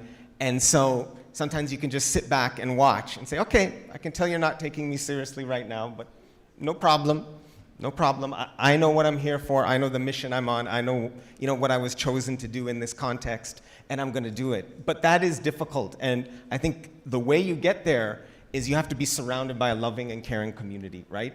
And my the courage. wife, my parents, my family, my daughter, friends, all of those people, right? It can be a lonely road, and no one can do it without a community, without a village behind them. And so, as entrepreneurs, we need that self-care, but we also have to make time for those people we love in our lives, because they give you the strength when you're in that room with 50 people who don't look like you, who are questioning while you're there, right? Those people, and even our ancestors, are behind us, and they're the ones who have our backs and hold us up so we push forward.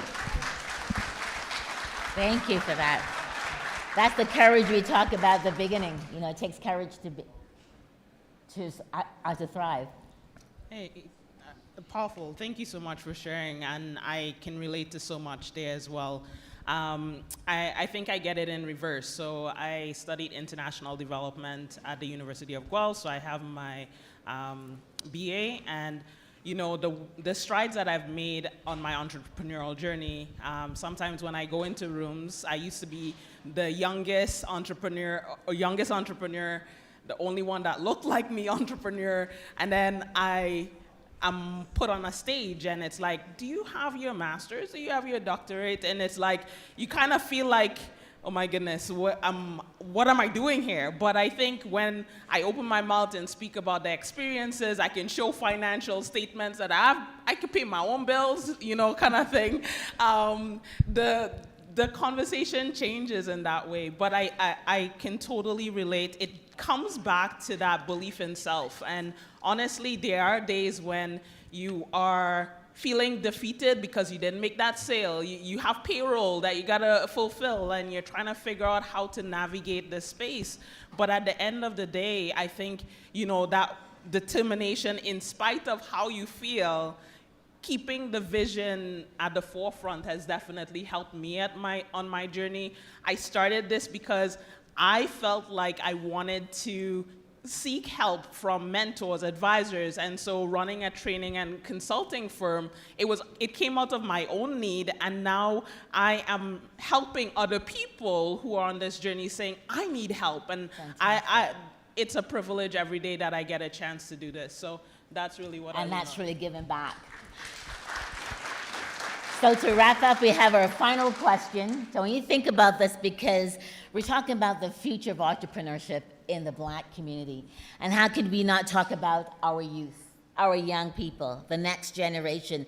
I feel like teach them well and let them lead the way, right? So that's what that's our mission here as well, not just for ourselves and our generation, but how do we make sure that we build sustainable a future, and that's by including our youth.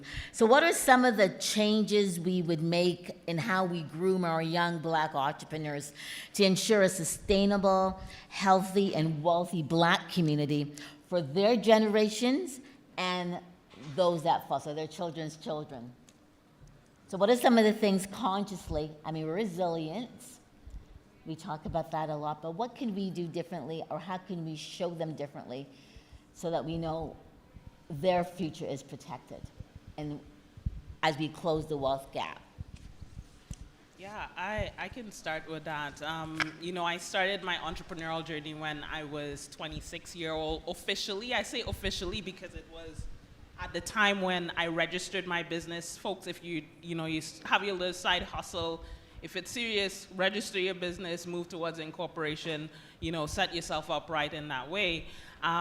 So I started that as a youth, and I had this desire of, inspiring people, sharing, you have value, greatness is within you, and I started going into school. So that was the genesis of my speaking and training in that way.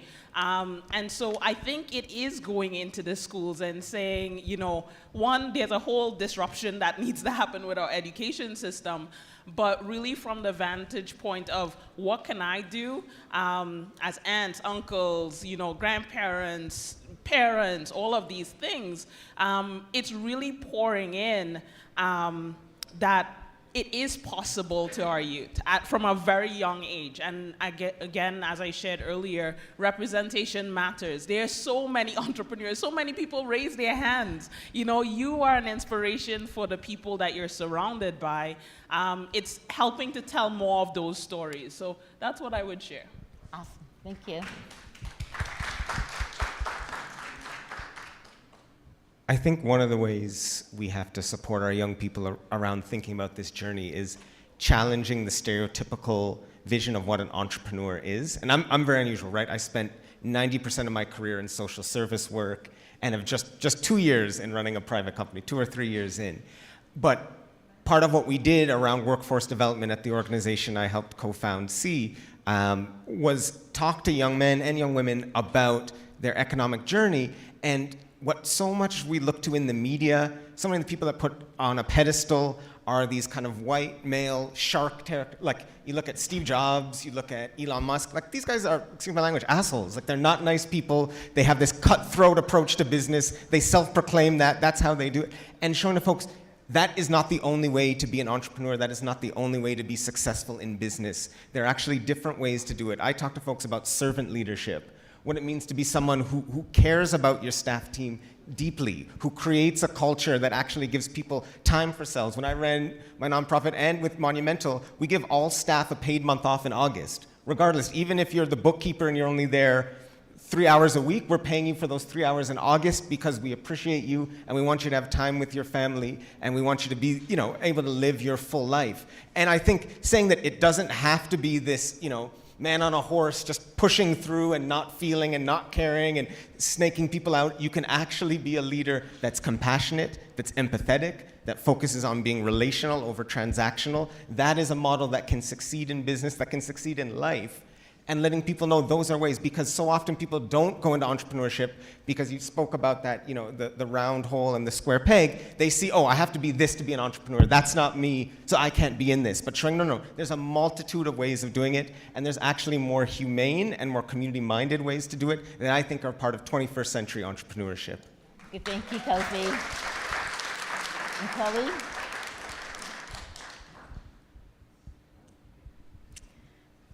I agree. One of my favorite rappers is Tupac, and he said, if there's no hope for the youth, then there's no hope for the future. And I think that's truer now more than ever. The other day I was in a meeting listening to Jesse Jackson speak, and as I was watching him speak, and his health is just, it's ailing tremendously. And just looking at him and knowing all that he's been through the civil rights movement, just every type of thing he's seen, and you could just see it on his face, you could see it in his body. But he was still standing there delivering to us a message of hope. And that's when I realized that our generation needs to be, we need to preserve ourselves, we need to take care of ourselves enough to be able to deliver that same message of hope to the next generation. Because if you think about it, like what they're hearing now, they're hearing that the climate doesn't have much longer, they're hearing that police brutality is only getting worse, that crazy things are happening in schools, there's a mental health, there's a global mental health crisis. They're dealing with so much right now. It's really incumbent upon us to give them whatever energy we have left, just like Jesse Jackson was standing there giving to us. We need to be able to give that same energy from within ourselves to the next generation and make sure that they still have hope as they're growing up in this society. Thank you. Ladies and gentlemen, we've heard some really powerful, inspirational words. These guys are going to be here for the rest of the day. So, you know, use that opportunity to really reach out to them and share their story and share your story as well. The takeaway is own your space. Be resilient. Network. Be leaders and allow yourself to be led. And mentor and allow to be mentored. Ladies and gentlemen, thank you so much. Thank you, my wonderful panel, Chloe, Kofi, and Chris Beth. Wonderful. Thank you.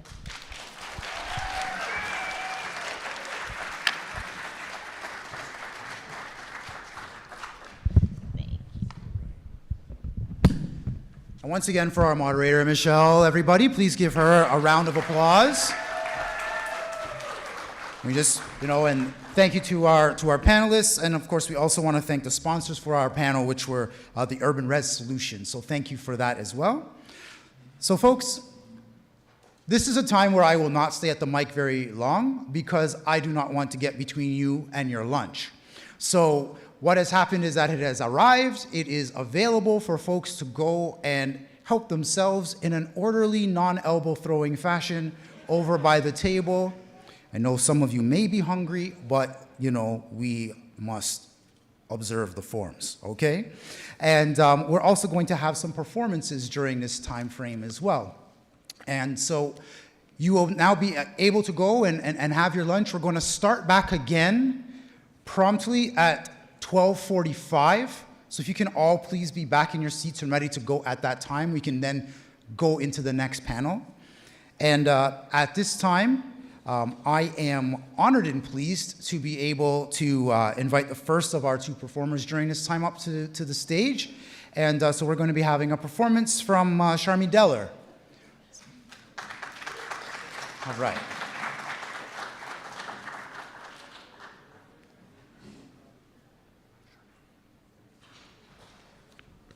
You can go eat lunch too.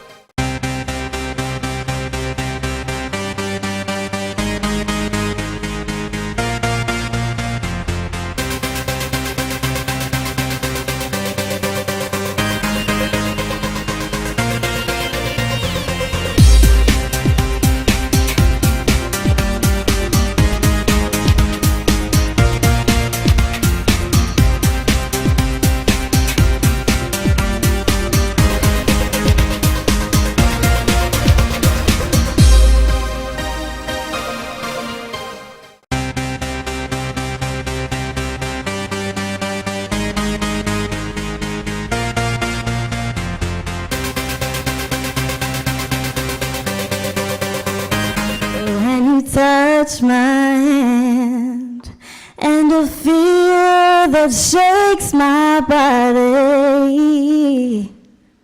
that I don't understand, so I'm leaving.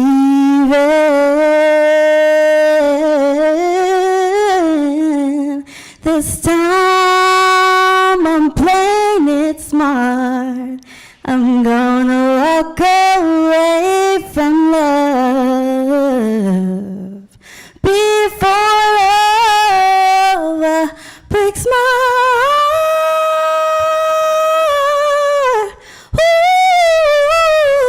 I'm gonna walk away from love. How you guys feeling today? All right. Thank you so much. My name is Chelsea Stewart. I'm going to be singing some reggae music for you today. Is that all right? All right. Let's do it.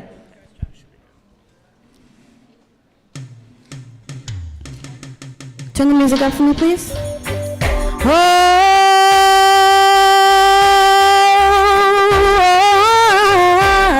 no. Oh, no, no, no, no. Technical difficulties? All right. I like how you're clapping over there. We can get that happening, yeah. All right. Is everything okay? By the way, if you guys like what you hear so far, please follow me on Instagram at C Stewart Sings. That's the letter C, STEWARTSINGS. Good to go? Would you mind turning it up a bit more for me, please? Thank you. And starting it back over. All right.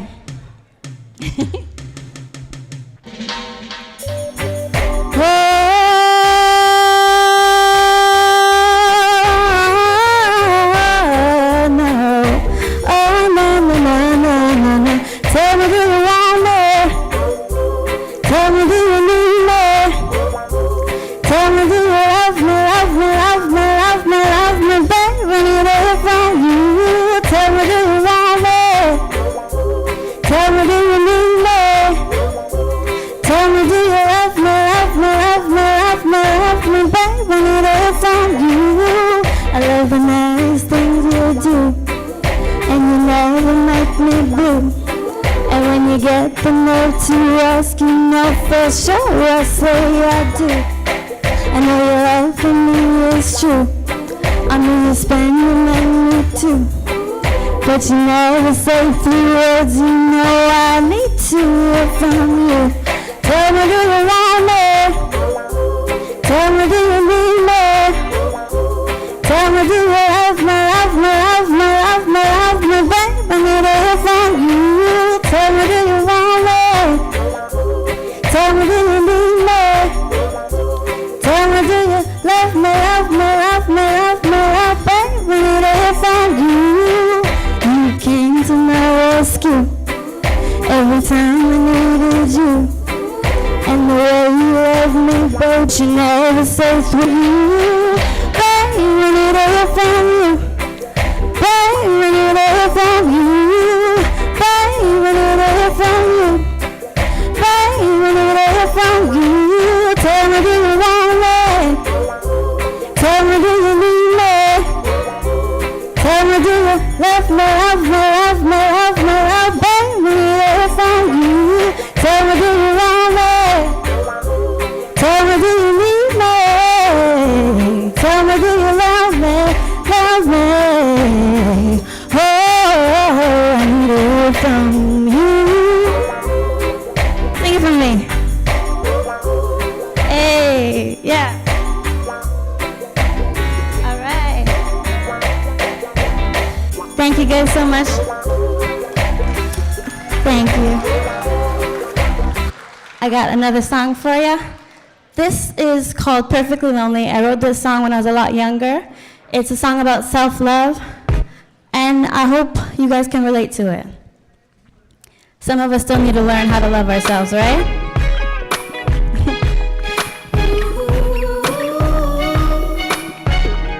You might have heard this one on the radio. I've been doing a little bit of thinking, and there's something I need to tell you. seems like every guy I meet wants to have all of me, but you can't have everything. Like Beyonce, I need that ring. Far too many girls I know wonder where did it go. So I just learn from their mistakes and save myself from my break. I'd wait for someone who treats me with respect. For me to love you, I really need that. I'd wait for someone who loves me for me. So then I'll be perfectly lonely. Always have to ask myself, or give it to someone else who isn't guaranteed to stick around. And I ain't trying to be let down. Try to look for Mr. Right, always ends in a fight. So I just sit around patiently, waiting for Mr. Right to find me. I'll wait for someone who treats me with respect. For me to love you, I really need that. I'll wait for someone who loves me for me. Till then I'll be perfectly lonely.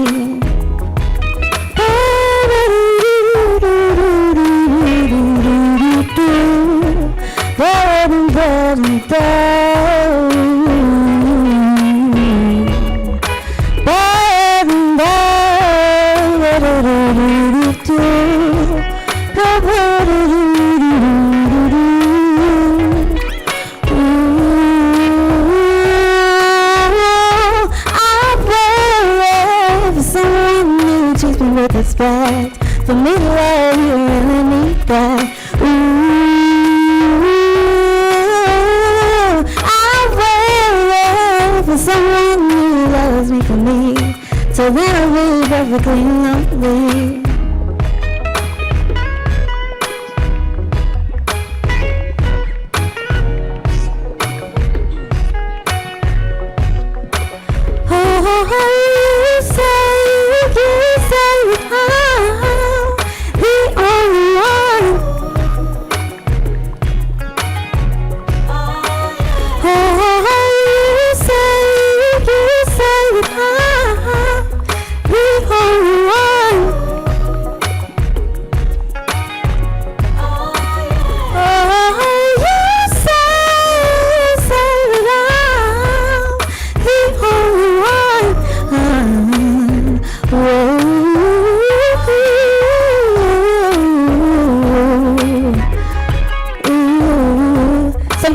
The guys to sing. I want you guys to sing with me, all right?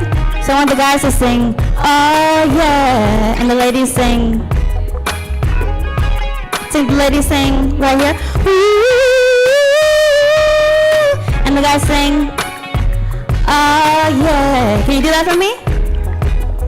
Let's go, ladies. Yeah, and the guys, I want you to sing. One more time for the ladies?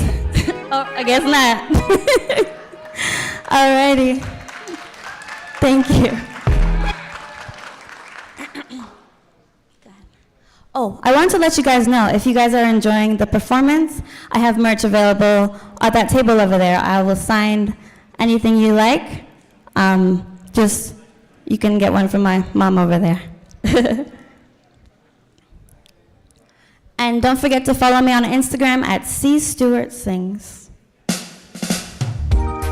This song is dedicated to anybody here with hopes, dreams, and aspirations, which I can imagine is all of you, because we're all entrepreneurs here, right? Our day will come, and we'll have everything. We'll share the joy. Can bring. No one can tell me that I'm too young to know. I love you so, and you love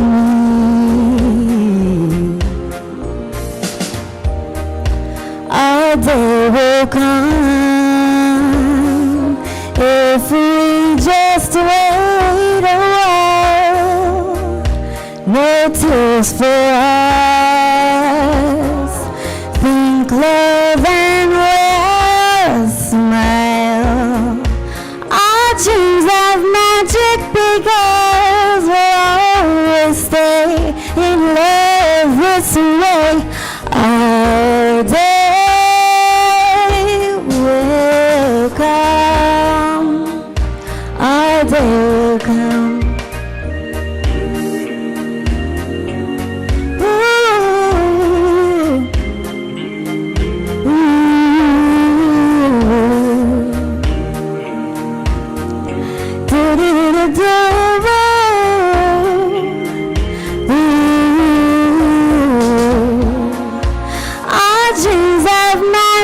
Because we'll always stay in love this way. Our day will come. Our day will come. Our day will come. Our day will come. Our day will come. Our day will come. Our day will come. Thank you. Next track.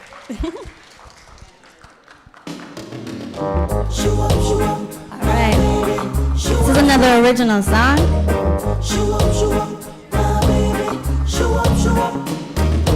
Baby, tell me that you need me. Tell me that you want me. I'm forever your girl. Whoa, baby, tell me that you love me. Without me, you'll be lonely. I'm forever your girl. Ooh, when you talk to me, let me back to Sunday. Affectionately, the love you show me keeps my heart smiling always. The love that you bring makes me wanna sing. That's why forever you'll be my king. Your love is so strong, this can't be wrong. Had to write your name in my little song. Baby, tell me I'm your darling. Sing, give me something sparkling. I'm forever your girl. Whoa, baby, tell me that you love me. No ifs, ands, or maybes. I'm forever your girl. Whoa, baby, tell me I'm your darling. Sing, give me something sparkling. I'm forever your girl. Whoa, baby, tell me that you love me. Without me, you'll be lonely. I'm forever your girl. The little things you do make me fall for you. Monday right back to Sunday. Affectionately, the love you show me keeps my heart smiling always. The love that you bring makes me wanna sing. That's why forever you'll be my king. Your love is so strong, this can't be wrong. Had to write your name in my little song. Baby, tell me that you love me. No ifs, ands, or maybes. girl. Whoa, baby, tell me I'm your darling. So give me something sparkling. I'm forever your girl. No, I'm forever your girl. Yeah, I'm forever your girl. Ooh, I'm forever your girl.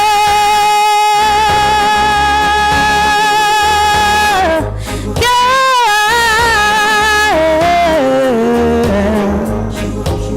All right. Thank you. Thank you so much.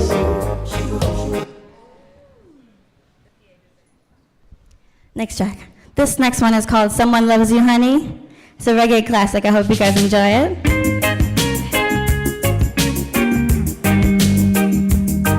Does it sound okay for you guys? It's all right? All right, good.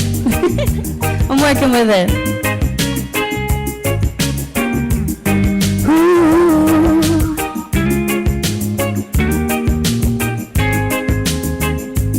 Sing along. I wanna share your life. Every minute, every day and night, yeah. And I want you to know that whatever you do and wherever you go, remember someone loves you, honey. No matter what, just be my pride. Someone loves you, honey, more than anything in the world. I'm so glad I'm the one that you come to when you need someone. Yeah, that's what my love is for. It's a shoulder to lean on in the light of the storm. Loves you, honey. Oh, no matter what, just be my pride. Someone loves you, honey, more than anything in the world. Someone loves you, honey, no matter what, just be my pride. Someone loves you, honey, more than anything in the world. All right, that's it. We can cut that track now. Thank you. Thank you. All right. I have a few more songs left for you guys. Are you guys enjoying the show so far? Are you enjoying the event? It's beautiful. This is a beautiful space. Beautiful people. You guys are such a great audience. Thank you. Go ahead. Play the song, please. So the next song is called Over You.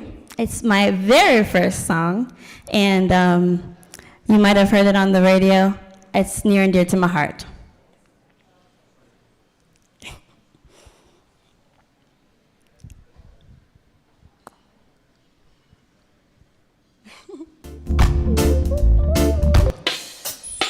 All right.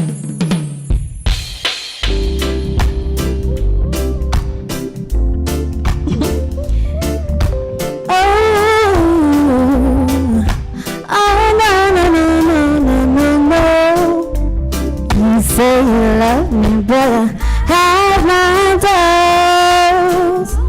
Don't act dumb, you know what I'm talking about. Used to be so sure, it's not that way no more. Your silly games will make us soon fall out. Goodbye, tired of your lies. Play with my mind. You had your time to it's all over you. All you put me through, I'll find someone new. You say you need me better, have my doubts. In your sleep at night, you know you talk throughout. I don't hear my name, things just ain't the same. Soon it's me, you know you're gonna live without. Goodbye, your lies, my mind.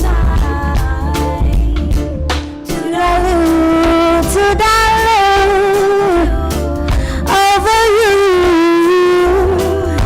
me through.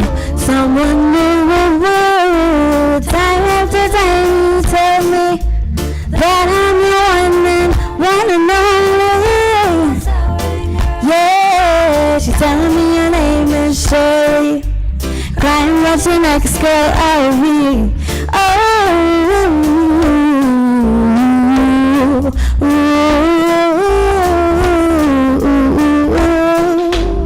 Oh, baby, know I have my doubts, baby.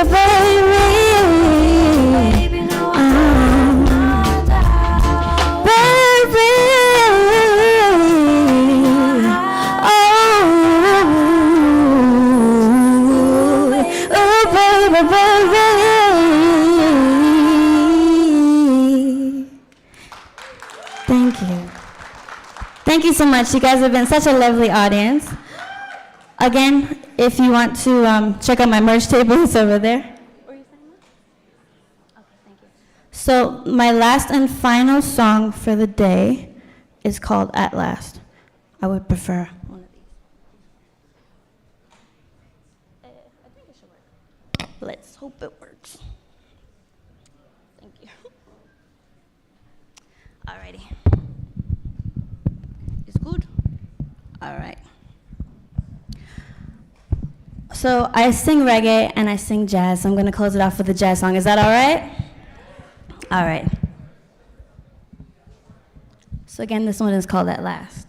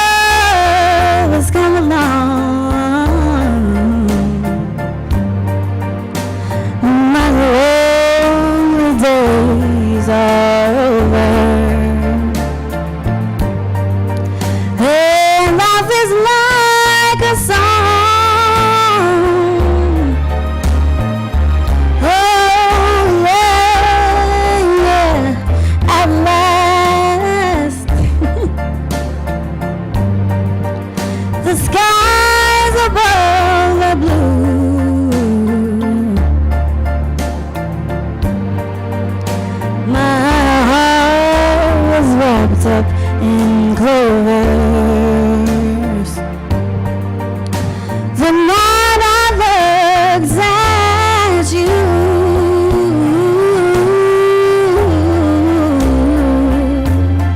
I found a dream that I could speak to, a dream that I can call my I found a thrill to rest my cheek to, a thrill that I've never known. Oh yeah, yeah, you smiled, oh, and then the spell was cast.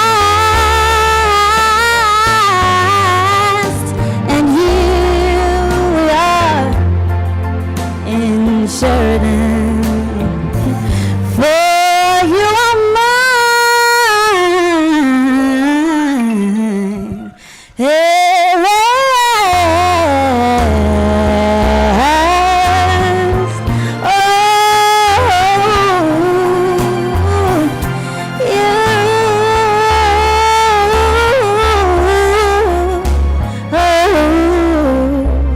last, oh, yeah.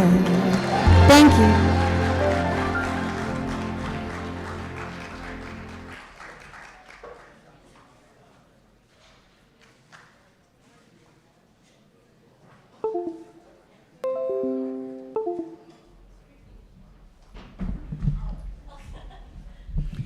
Hi, everybody. I was so excited to get on stage, I almost fell down because Chelsea Stewart just blew the roof off of Sheridan College. Another round of applause. give it up one more That was time. incredible. That was great. All right. So it's going to be some time for some grounding. That's what's going to happen next. First of all, though, I want to check in with the audience. I want to check in with everybody assembled. How y'all feeling right now? Truly, don't make me go all Farley Flex on y'all. How are you people doing right now? How are you all doing right now? Make some noise. That's so much better. Could you imagine if you went to into a spot and you were doing a show and they reacted that way when you come up on stage? I mean, it happens. I gotta tell them. You gotta do the flex. You gotta give us more, you know? That's it. So we've got this young lady coming up next. We're good? You okay? Sounds good. All right. So y'all need to get some grounding. All right? Because we want to get ourselves ready and prepped for the next part of the agenda. So we are going to have the amazing, the excellent Alex McCalla come up here and do a little bit of grounding for y'all. So make some noise for Alex, everybody. Woo! Let's go. So careful, I didn't want to trip on the stage there. Hello, everyone. How was your lunch? Nutritious, delicious? I'm going to do some grounding, and I'll introduce myself a little bit, but I can get you guys doing something while I do that. So first, I'm going to ask you to take your phone and put the screen down on the table. And then stand up. Push your chair back a little bit.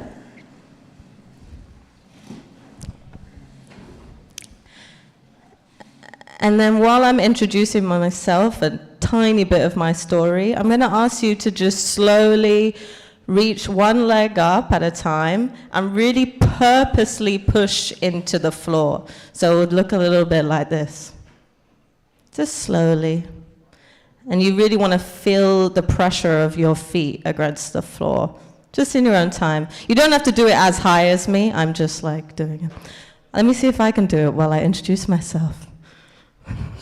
Hi, okay. So I'm Alexandra McCalla. I am an ex-tech entrepreneur. I was part of the Black Innovation Fellowship, which was led by the DMZ and Dream Foundation. I also won the Fierce Founders 100K prize, raised more than $1 million for my company, and exited that last year to pursue follow with me, where's the feet? To pursue really working in somatics, which means working with trauma stuck in the body, and breath work. So that's me, and that's why I'm up here leading you through a little bit of an exercise. So can we get some grounding music? Also, a little plug, I will be doing one of the breakout sessions afterwards, so if you want more of this and to learn more, hit me there. So, as we'd just done some stepping, I'll ask you to now just hold still, wriggle your feet a little bit, and we're gonna very, very slowly twist our head to the left, just the head from the neck, and follow the eyes. taking note of everything you're seeing. Gently turning back to the right. Slowly, slowly, half speed. Keep your eye line level.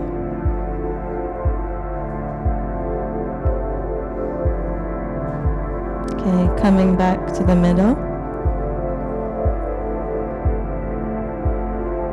So you can see where you are. We need to tell our body where we are so that we can tell it that it's safe to create and to innovate. So now we know where we are around the room. Let's see if we can understand where we are on the ground. Can I turn the music down a little bit, I want you to raise up your heels as we inhale. And then as we exhale and drop to the ground, we're going to let out a short, sharp ha sound. So I'll demonstrate and then we can do it. So it will look like this. Breathing in through the nose.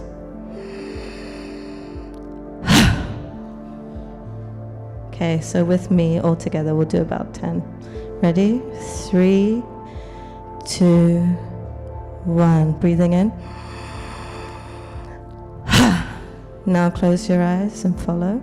In.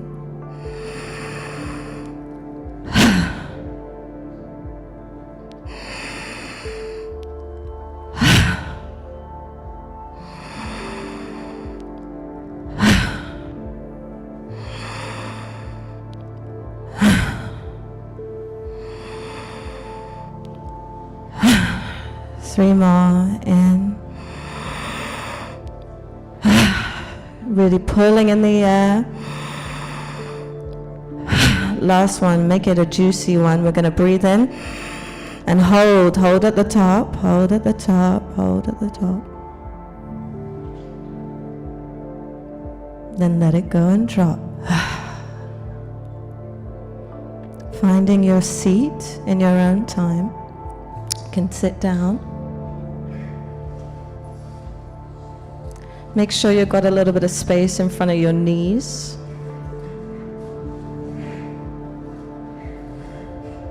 And enough space to do this with your torso. Little teaser, what's coming up.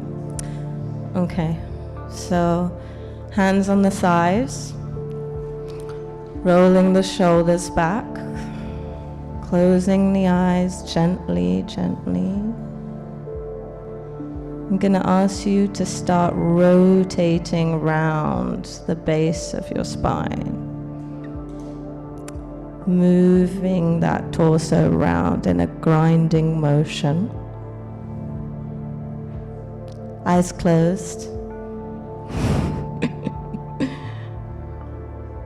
Feeling your sit bones hit that seat. Breathing in slowly. And out.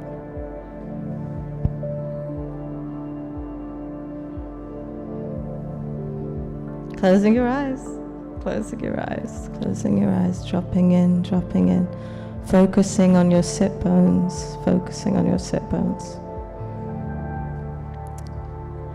Making those circles smaller and smaller. Don't worry, everyone else has their eyes closed. Until eventually you come to a stop.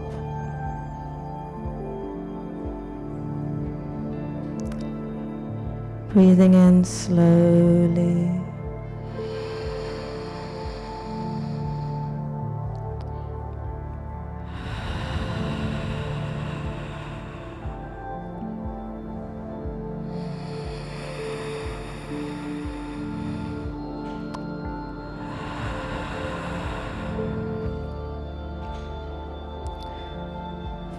Focus your attention just on the space between your eyebrows. And imagine some sparks of light starting to generate just right there between the eyebrows.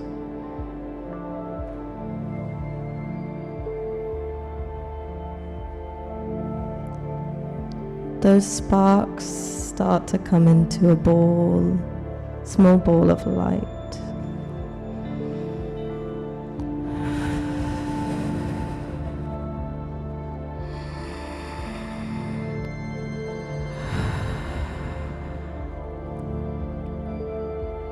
Keep all your focus on that ball of light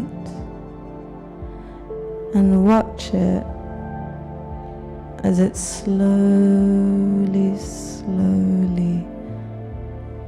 starts to drop down past the back of your nose and through your throat, eventually resting in the middle of your chest.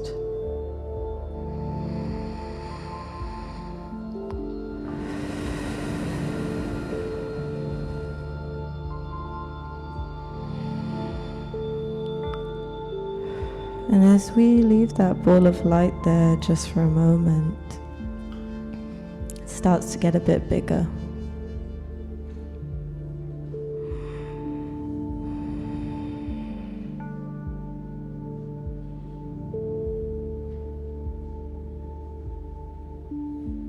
Take a deep breath in.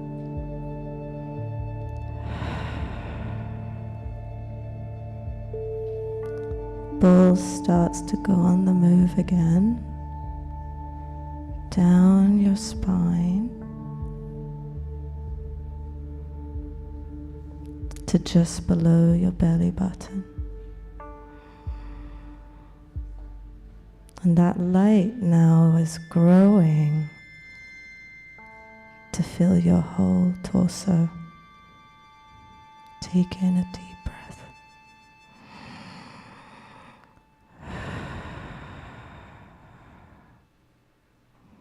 And as it grows out of your torso, you start to feel it connecting with everyone else's light.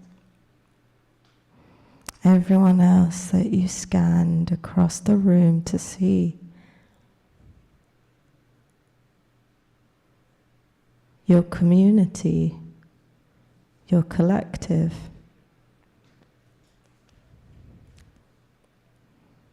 And as you feel into the power of that collective, I invite you to just to yourself, think of the intention you want to bring into the rest of today and tomorrow.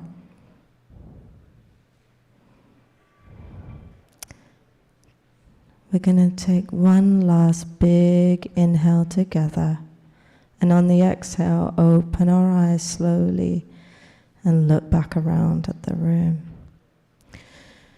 Okay, breathing in with me. Ready? Inhale. And let it all go.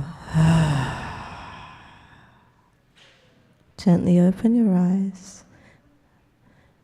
And very slowly look around the room at everyone else. Thank you, everyone.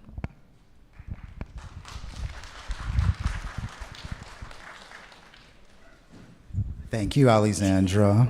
That was beautiful. And I feel very strongly grounded now. So thank you. And I hope all of you are now ready. And for those of us who are joining us on camera, we are now ready to continue after that bit of beauty. I'm grounded. How you guys feeling? Good? That was incredible. Thank you. Absolutely. So next, we have our third panel discussion of the day, and our topic for this one is advocacy through the arts. The arts. The Broad arts. topic. So it's a great topic, and we do have our moderator is going to be coming up to join us in just a moment right now. And so this panel will be moderated by Kalita Bello, who is the founder of Ogotawa Creative Arts and Culture, which is a nonprofit based in Ottawa, which amplifies the talents of emerging Black creative talents. So let's all give a wonderful, warm, and loud welcome to Kalita.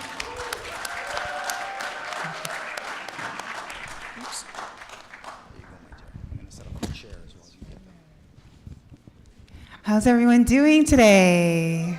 Oh my gosh, the power of art. So I'm really excited to talk to everyone about this and hear from our panelists as well. We were energized just not too long ago by the singer who brought all these beautiful, like sultry sounds to us, and really energized us. And it really showed us the importance of integrating arts into our everyday lives. And I see that our panelists here, who are going to be joining me shortly, are also going to be able to do that. Now, when we think of artists, oftentimes we don't think of them as entrepreneurs, but artists are definitely entrepreneurs as well. And like entrepreneurs, artists have ideas and products to sell, and they have a need to be in the marketplace. And what's really wonderful about the artist leaders that we're going to have with us today is that they're combining not just their arts practice, but the importance of advocacy as well with the work that they do in their business endeavors. So I'm really excited to ask Robert, Havea Mighty, as well as Charles Officer to join me to the stage. Please give them a round of applause.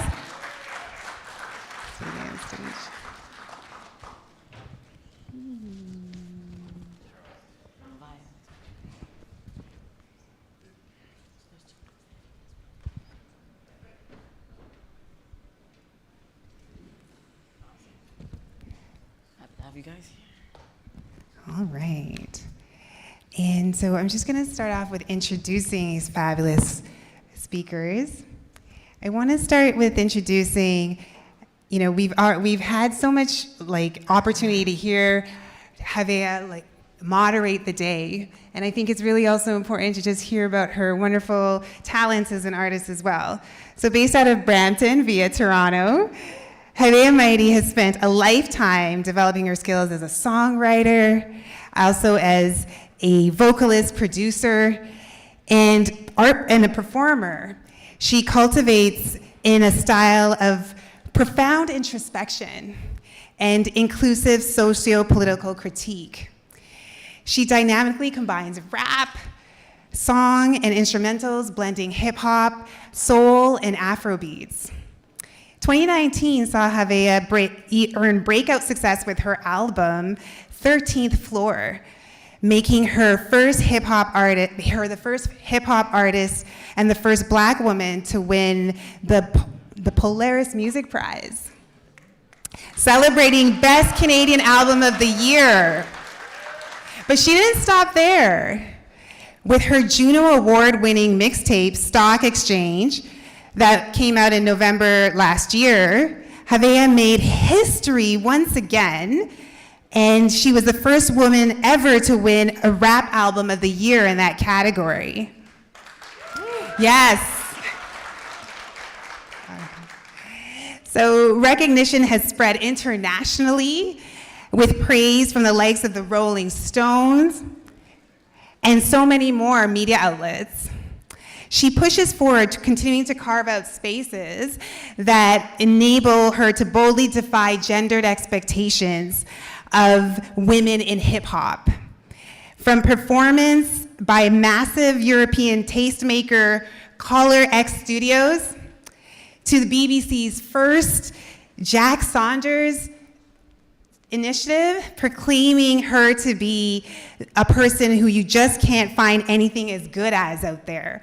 Havea has been phenomenal in her ways of making a name for herself internationally, not only in the legendary show that is on BBC, but also in Sway in the Morning. Havea is completely unstoppable, so we're happy to have her here with us today. Thank you. And I'm also happy to talk about our next panelist that is here with us today, Charles Officer. Let's give him a round of applause.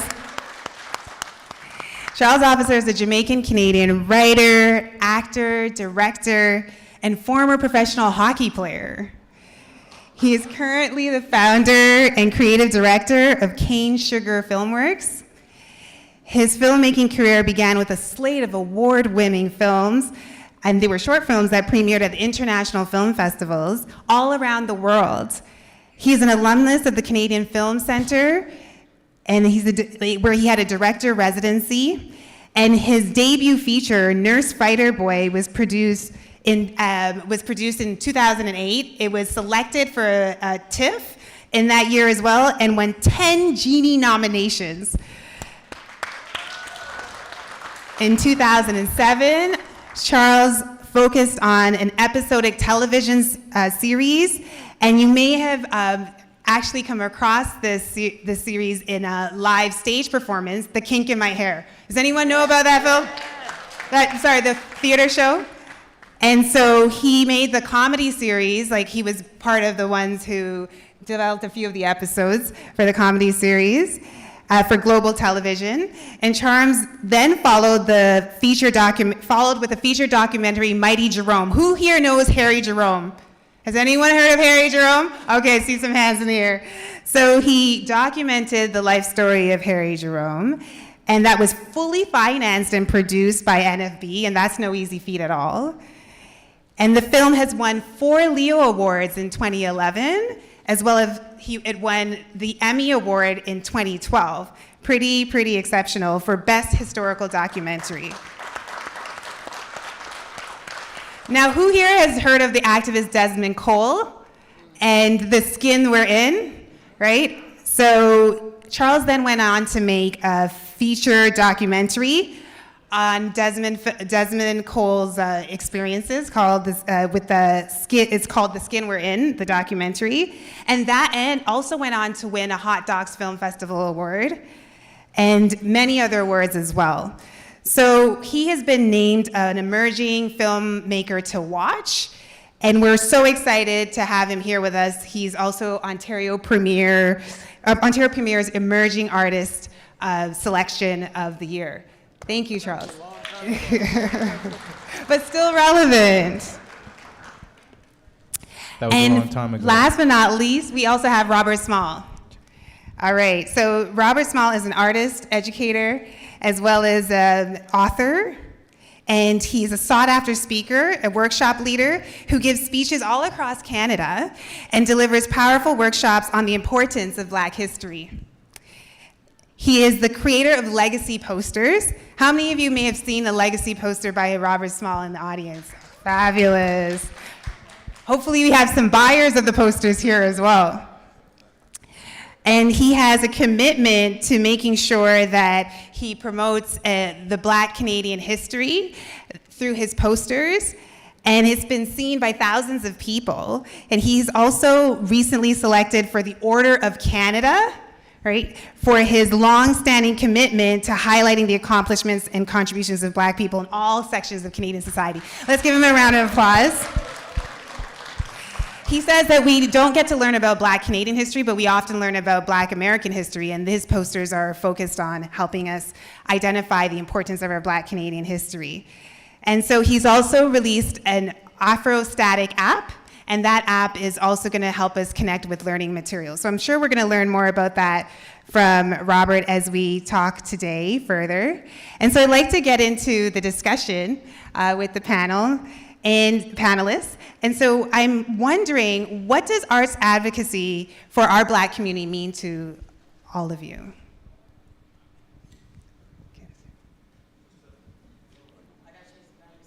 Okay. She just had that change the battery excuse. So I gotta use that the next presentation I give, right? Okay. Well, with respect to art advocacy through our art and everything, given the fact that we practice different types, I think we really need to dig within ourselves, see our own political voices concerning the African Canadian experience, and showcase that through my art. So consequently, advocacy through my art, I'm a visual artist, I create images, positive images focusing on the Black experience. So I feature 4 or 5 different people each year, and I circulate it across the country. And I've been doing that for 28 years. So consequently, it comes from my own experience growing up in the Canadian school system, where I didn't see positive images of Black people. And the only times that you seen Black people were during their enslavement, then there was a 400-year jump, and then suddenly Martin Luther King, and then we disappeared until Barack Obama came along, right? So I was kind of wondering where we went during those gaps and everything, you know? But it's really our duty as artists and Black people to advocate, period, whatever genre, whatever endeavor that we're doing, and especially through our art, right? It's not, we don't get a buy because we're an artist and we just want to practice our art. It should be demonstrative of our experiences, whether it have a political edge to it or not. It's still political because it's talking to each individual person. They don't have to be focusing on Harriet Tubman, but they're just expressing their opinions as a Black person. That's something that we've been not denied in this country and historically. Thank you so much, Robert. Thank you. So telling our stories, speaking our truth, and taking up space, that's really, really critical and in itself like an act of advocacy for the Black community. So I'm wondering, Charles, what you have to share with regards to that. Is it done? Uh-oh. I think it's done. Thank you. Yeah, it was beautifully said. And I think the advocacy comes within the space that I work in film, television, and documentary it's the stories that I'm telling and the stories that I'm choosing to put out and share that some of us can't, we all have our missions and our roles, and I feel like my advocacy lives with trying to tell these stories so they exist for all of you to find and share and for our next generation. But that goes beyond just the stories. The advocacy goes into the community, and each project that I put together, I am building community, and so the advocacy is going into employment. It's going into creative empowerment for new individuals who want to come into the film industry. It hasn't been new for me. So the advocacy is in the work, and it's in the way that we actually build a culture around what we're actually making. Very well said. Thank you so much. And I can see it in the choice of the documentaries that you've made too. So The Kink in My Hair is so powerful in terms of being able to talk to the challenges and the joys of nurturing our Black hair and the politics around that. And then when you think about Harry Jerome, how many outside of the Black community know about him, right? And making that known, and so people can see the contributions. And then The Skin We're In, people read the book, but being able to see it on the screen makes the story more accessible. And you didn't mention The Porter, which is the latest show, right? Mm-hmm. So this is the one that's out now, and this is made for all of you. And if you want to get any sort of sense of advocacy, it's all written all over the show. It's in its DNA. Where can we see it at The Porter? It's been out. It came out in February, and it's kind of heartbreaking that I'm in a room, Black entrepreneurs, and I don't know anyone who's seen it in this room. All right. Yes. Well, the numbers are pretty low. We're gonna get them up. We're gonna get those numbers up. Let's bring the numbers up. Yes, let's support each other. If you're in America, it's on BT Plus. We just launched in the United States and internationally, UK. Wow. It'll be in the fall. But this is it's rare that a show like this gets this sort of space, so please check it out. Yes, let's check it out and support. Hi, Bea. When we think about hip hop culture, right? Hip hop is often thought of as a way that the community can protest in some ways about the challenges that are being faced day to day as Black people, through the Black experience. And so I'm curious, from your perspective, what does the advocacy part of your work mean to you, and how does it show up? Yeah, it's a great question. It means everything to me, the advocacy part. I think I didn't realize that just by existing, there is advocating happening until I started getting kind of the reception like of people, like when I would do performances, people would either identify particularly that I'm a female in hip hop and wow, that was like really good, you're a great rapper, like exceeding the expectations, right? And I didn't realize that that was something that I authentically was doing until I put myself in rooms and got on stages where I realized that I was a representation in and of itself.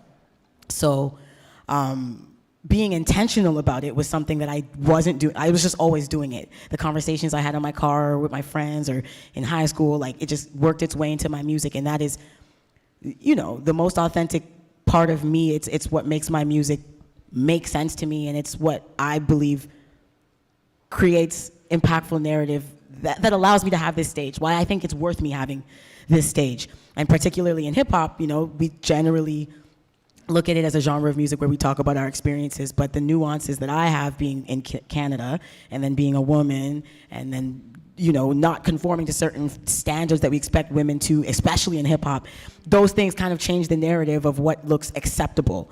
I feel like my representation is challenging the norm in like every way possible in whatever way that is authentic to me. And the best example of that and how I've seen it, there's many ways that it doesn't work. We can all think of the ways it doesn't work. You don't get that booking, you don't get that show, people don't want to collaborate with you, or it takes 10 plus years to start getting recognition like myself. But what I've recognized has worked, at least as of late, was a project that I did, 13th Floor, where I realized the space that I was taking up and I was more intentional with it. And that project was first of all driven by the narrative of the 13th Amendment in the United States and like inspired by how slavery is essentially legalized through the abolition of slavery.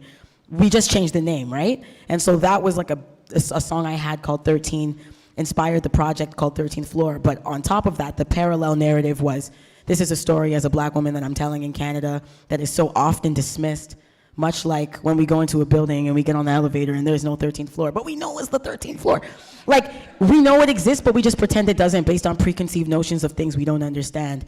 And the entire project was rooted around that concept, so it allowed me to, in an umbrella term, talk about all my experiences and not have anybody tell me, oh, racism doesn't exist in Canada, da-da-da-da, right? And that project was, at the time, now it's my previous, like my current project, but at the time in 2019, that was my most recognized body of work. And so in utilizing my voice and saying, hey, these stories I want to tell, nobody really wants to listen, I received the most amount of ears. So I also think advocacy, like I'm a representation of that change that we're actually seeing happening in real time.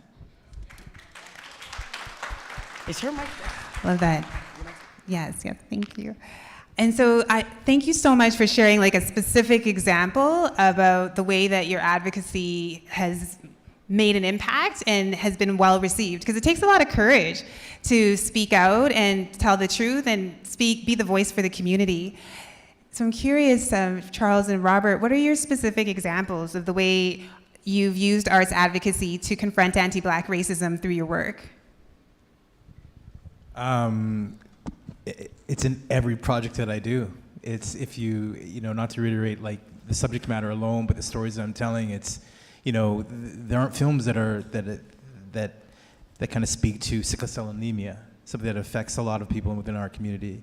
There's you know, no one's told a story about like, you know, the first Black labor movement that happened in the 20s by train porters like who fought like, you know, just off of enslavement. Not going to use the word slavery, I'm going to off of enslavement. That is actually where our people landed and had to struggle. So I think it's, you know, to be specific, it's kind of challenging for me because every story that I'm actually trying to put out in the world actually speaks to that advocacy. It speaks to, you know, breaking the social constructs. It speaks to that and to uplift and inform, like, you know, for us, because there's so much that we have been disconnected from as a community, as a people. So, and there's an entrepreneurial spirit through it all. You know, in my film and television making, because no one tells a lot of creative folks how to actually, you know, pay your taxes, sort things out, build a sort of business entity for yourself within it. So I think the business mindset within, combining with creativity is a way that I advocate for, like, the youth that are coming up and trying to navigate this colonial industry that I work in. Absolutely. Thank you. Thank you for that. What about you, Robert? Well, I think the one thing that I think about through my advocacy, I've been doing this poster for 29 years next year, right? Wow. That's almost 3 decades, but it is pretty much 3 decades. Yeah, well, thanks. I started when I was 25, so not that old. Right? Yeah. So, yeah, but needless to say, anybody, if you want to look at your cell phones, you can go to thelegacyposter.com to see what I'm talking about. But needless to say, the advocacy that I use in my art is really what I've been doing every year. Like, I create 5,000 posters in February. Wow. And I sold out this year. Phenomenal. Having like 2,000 in the Toronto School Board in every school. The Durham District School Board, the Peel District School Board, the Nova Scotia. So, and the Center of Excellence in Center of Excellence for Black students. My artwork was featured not only on the program that they handed out with the launching that they had this week, but an image of my daughter here on the front cover is in every school, is in every classroom, in the 30 classrooms that the Center of Excellence for Black Students is in Scarborough. So find out about that. You can get some information about that. And also, the Bank of Montreal dedicated to sponsor my poster for 3 years. Since last year. Phenomenal. And the poster that I created last year was featured in every branch of the Bank of Montreal, and that'll happen for the next 2 years across the country. So I think that I've come a long way from drawing Spider-Man, the Hulk, when I was like 10 years old. If someone told me that 30 years from then, that I'd be creating Black History Month posters, I'd probably laugh at them. I go, why would I be, like, you can't have a job doing that, right? But we've entered an age where as long as you're creative, as long as you think about something and put your best foot forward into it, like the other 2 panelists have done, you can do it, and think that with your voice, you're advocating with your voice and your art. It can be a powerful thing. Absolutely. My gosh, there's so many fabulous examples of the way arts advocacy can still be profitable, because I think that that's something that folks feel can be challenging. Havea, you talked about the time that it took to be able to like break in the way that you wanted to the arts industry while still holding true to the importance of arts advocacy. So what would you say to folks who are thinking about engaging with arts advocacy and worried that it might undermine business endeavors? Because ultimately, as entrepreneurs, it's really important to make that paper, right? So how do you balance the two? Yeah, I mean, I feel like balance is a very valuable word when it comes to navigating, particularly like the arts industry, because you're definitely going to have that conflict of working with people that are not invested in your community interests or personal interests, and like generally these are big conglomerates run by generally white men. Like, they don't care about what you care about, but sometimes the dollars that can be generated makes them care a little more, and whether it's for the right or the wrong reason. Like, when I get on that stage, I'm going to occupy the space and say what I have to say. So like, it's for me, I feel it's just important to take over certain spaces and showcase and share that information in a way that, for me, I'm a musician, right? So there are conversations that we can have, and there are verbal communications at the dinner table, I try to find the same way to convey some of those same messages audibly, because you'll receive it differently, and it'll impact you differently. And a lot of times I feel like the power in being a musician and being able to use my voice is that sometimes I can talk to people who would never listen to they would never engage in this conversation. They're not gonna have it. But when you have the melodies incorporated into that, you have a bass line now. Like, there's other things that are engaging you before we even get to the theme or the topic.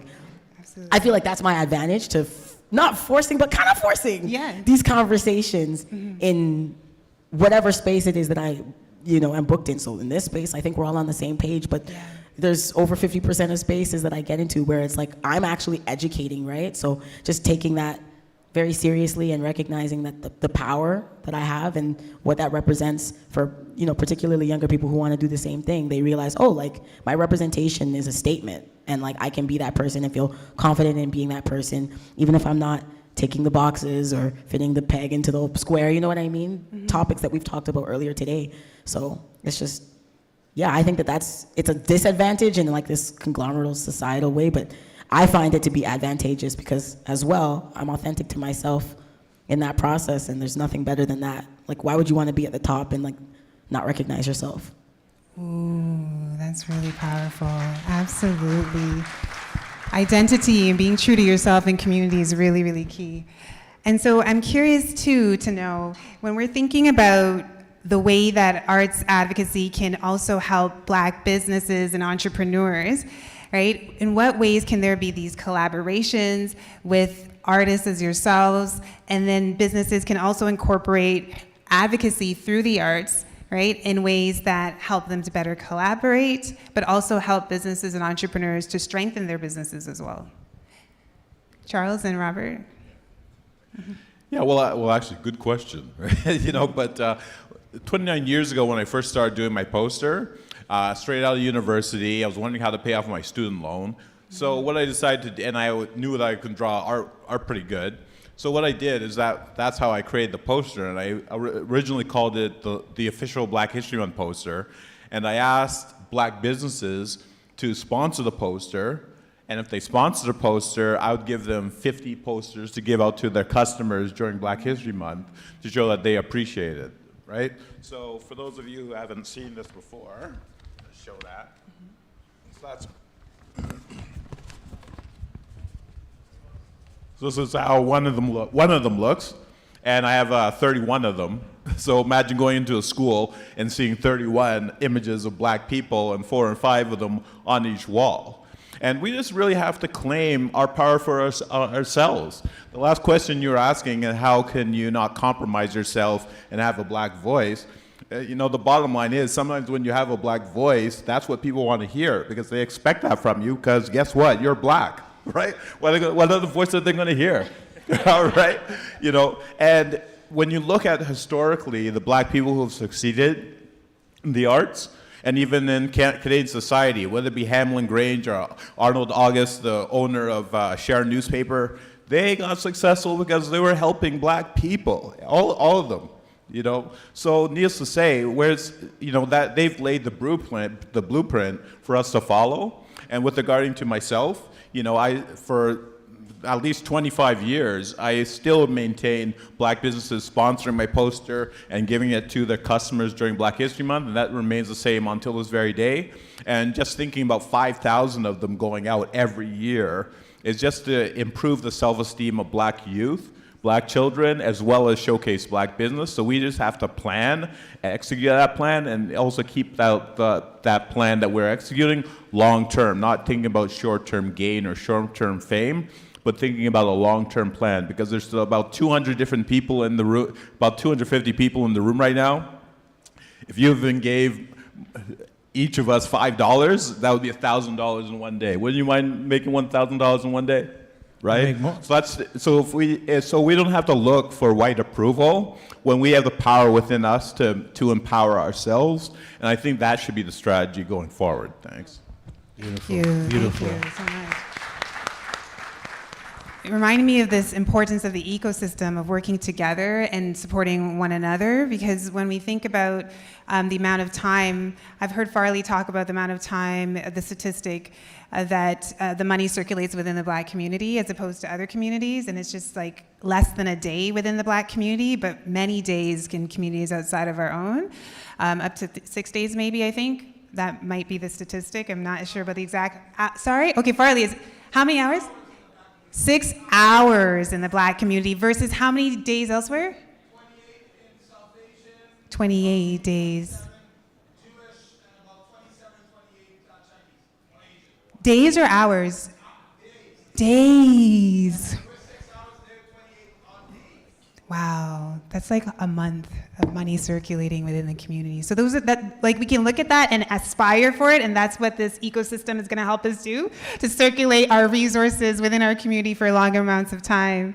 Charles, how about you in terms of the question and thinking about advocacy? I think it goes hand in hand. And I mean, in my industry, there's a lot of dollars involved, and you have to raise them. And I find that, again, like even with the individuals I'm working with, there are very few. There's very little engagement with the Black entrepreneurial community around the industry, and I think that it is a little riskier and so on and so forth. But if there's talent out there, that I think the returns can be really really great. But I do want to say that as also being on the board of the Art Gallery of Ontario, I think that we, as the Black community, are missing a whole revenue stream opportunity. We like to learn about revenue streams, so please elaborate. In the arts, I really have seen over the few years that I'm there are a lot of, white folks that collect art, and they build generational wealth through this art they collect. And I think from our community, I think we should look at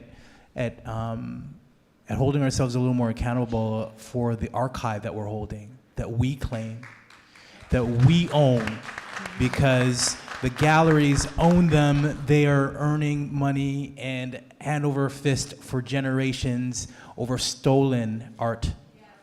Okay? And I think if we're not keeping our eyes out as when we make a little loot to kind of put it back into something and buy this piece of art and put it in the wall and make sure that your son, your daughter, whoever, it stays within the family, within a year, I'm telling you, you'd be sitting on $1 million based on your investment. If we did that collectively, we can open our own gallery. Wow. Right? Mm-hmm. And we have not done that. We have not done that yet.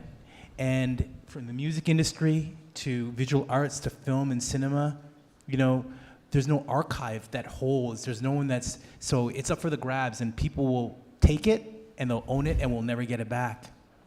So I think we should really look into the arts and start collecting bit by bit. Yeah. Absolutely. Yeah. Thank you. Thank you so much. Okay. And so what we've talked about are some of the ways that, Black businesses can support the arts in terms of visual arts. And I'm really interested in knowing, like in terms of film, right, as well as music, how can arts advocacy be incorporated into the work that entrepreneurs are doing so that we can make sure that we're supporting that work that you're doing as well in different sectors? Javea, please. Oh, yeah, absolutely. From a music perspective, I mean, the music industry is cutthroat. I mean, we hear about label artists talking about like wanting to be dropped from their label or let go from their label all the time. It's a very common conversation. As an independent artist, I know through my ownership of my work how much less, like I'm a lot less known than a lot of signed artists, but I know I make more money. Like, because I know what the ratios are. If you're signed to a major deal and you make a song, you might own 6% of your own song. You might. And then the streams, you might get 0.025% of the streams of that song. The music industry is textbook for working for free. You generally get an advance, and the advance allows you to fund this concept that you're communicating to your fan base, but you got to pay all that back with interest. And a lot of times artists aren't able to recuperate or regenerate what that album or that music video or whatever costs. A music video could cost $25,000, and it's all in this idea of communicating an idea to you that they want you to buy into. So that's why, as a musician, I feel like it's so important to be really behind the ideas that you're communicating. So it's not like a monetary dollar amount and it's just like a recoup. It's like, even if I don't make it back, this is a message I want to get out. And then on top of that, I feel like just like being more business-minded and understanding those revenues. There's so many streams of revenue from that one song can be synced into TV and film. It could, you could make money while performing it. You could make money like having somebody sample it. Having ownership over the song allows you to like make a portion of all of the different ways that one song is used. Multiply that by a couple albums. It's just, I feel in the music industry about having that knowledge and understanding like how to occupy that revenue and make sure that you're not giving it away for 2-3 years of clout. you know. Thank you. Thank you. You're telling us about the realities that we don't often hear about with regards to the music industry and getting signed. Once we hear people get signed, we get so excited. Oh my God, money's coming. But it's not. Yeah, it's not like that. Not quite like that. Charles, what about you? Like, how can entrepreneurs align arts advocacy, like business owners, like align it with film and be supportive of film through their work? I think if there is a natural marriage to maybe a particular type of, filmmaker or story that because I'll be simple. It's like product placement works. You know what I'm saying? It's like I work in film, television. It's like you've got products, you've got things. It's true. like we're building a world. The world has things. Yes. Everything from toasters to toothpicks, So like true. whatever your business, and I think that there's a space right there that you can build. It's like, I did with Appleton rum. I got like boxes of rum for free, and I ended up giving them out as gifts after because we had too much rum. But it was great because, What a problem to but have. then it built a nice relationship, and we did something for them, and they did something for us. Yes. So I think there's places that we can merge things like that, but I also think that there's also, as a business community, I think, we have this concept about each one teach one, and I think that what I do, as a creative person, I'm on the board of the AGO, but their natural instinct was, Charles, why don't you go to the community or an advisory board or something like that? I said, no, I want to sit on the finance committee. Why did you make that choice? Well, because I want to know how they're prioritizing the way that they spend money. I want to know what they think is important to this institution that they're saying that they want to be like this. And money makes everything go like this or that. So I want to be there, and because there were no black people in this room, I want to represent in here. And actually, I feel like I'm getting a bit of like my MBA in this in this environment. But I really want to know how they're spending the funds, and actually hold them account to things and point to things that are naturally just not important to them. So there we go. Thank you, everyone. So we have to wrap it up, but I have one last thing to ask, and I'm going to ask for just short comments on this because we do have government funders who are in the room, and I think it's really important for us to address this too. How might our government allies integrate arts advocacy into funding opportunities? So just wondering if we get a few short comments on that from each of you, and then we'll wrap that up for today. Yeah, really quickly, the music industry does have, at least in Canada, has a good granting infrastructure, or at least decent. I know they've cut some of the funding, but I'll be honest, I take full advantage of granting all the time, every time, for everything that I'm eligible for. It just does not matter. If you have any business, I would just take full advantage, especially the ones that you don't have to necessarily pay back. I feel like I've built a career off of granting. A lot of my earliest things were funded by that, and it's take full advantage. And what do you want to see government do more of in terms of arts advocacy, allyship, with regards to funding, Charles and Robert? Well, I guess I'm hesitating because I have a different approach. I started doing my posters with my own money, and I kept on doing, and I'm doing on that till this very day, so that nobody has control over what I say, what I do, the tempo. I have to report to anybody, this, that, and the other, right? But so many people have different approaches. So with respect to government, when it comes to art, even though it's not, I haven't gotten funding from them, but I would appreciate them having the opportunities to purchase items from me to put in government facilities, and that's where I would want the help.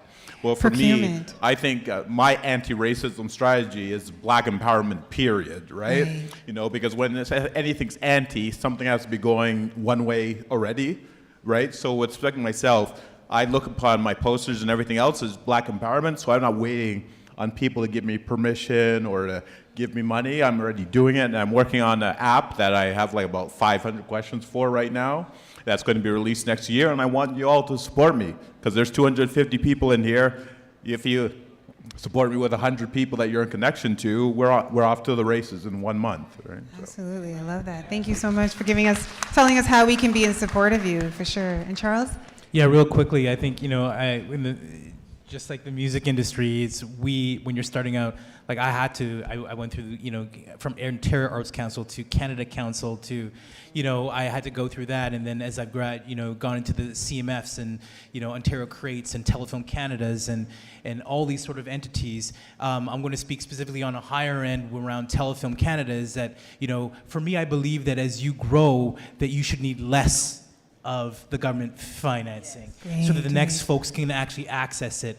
And there are individuals in my industry on the film side where I believe if they want to act like moguls, then you shouldn't need you shouldn't need the government funding, right? To start, especially if you're established. For years, I think there should be a cutoff for those folks because if you're going to play a mogul, well then be mogul-like. You don't need to actually go to the government to get assistance. Wow. So leave space for those who have not been able to access the funds and have the talent that there's a little bit left that their careers can they can become their own entrepreneurs in what they do. So that's that. Thank you so much. So I'm hearing that emerging artists, it's really important as a critical step to have that support from government, like you've had that as you were starting up. And then within the community, we need to step back as well when we've achieved certain successes so that the next cadre of people can come forward. And it's really great to know that you've been well supported by government allyship already. So that's phenomenal. Thank you so much, everyone, for listening and joining in on our panel today. Thank you for our panelists. Thank you so much. Really appreciate your time and expertise and leadership. All right. Thank you so much. What a wonderful panel. Everybody, please show some more love to our panelists, to Robert and to Charles and to Havaya. So you folks are done. You all can take off now. Yeah, exactly. It's like, yeah. I know, I'm breaking up the party. See, I'm the party pooper this time, right? So, all right, so much love to everybody. And just really wanted to also thank the sponsor for this panel, which were Real World Screen Institute. So thank you to them for providing support for that panel discussion. And I got my co-host back. So we're going to roll directly into the next panel discussion so that we can just keep the party rolling. And our next panel is going to focus on communication pitfalls and do's and don'ts for small businesses. Anybody interested in some useful do's and don'ts? Yeah? All right, because I'm definitely there for sure. And moderating this panel is going to be Allison Cosgrove. And Allison has built a 20-year career in media and the arts with a focus on advertising, digital media, and commercial production, working for top Canadian broadcasters, including Bell Media, Global Television, and Chorus Entertainment. Allison brings an in-depth and tactical understanding of the delivery of messages.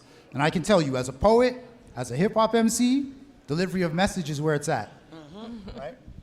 Absolutely. Please give a warm welcome to Allison Cosgrove. Thank you.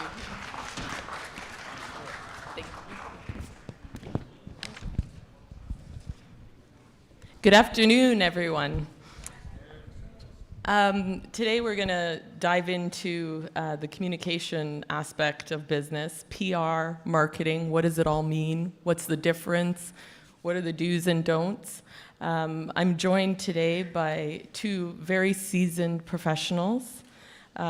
First, Fenella Bruce, media consultant.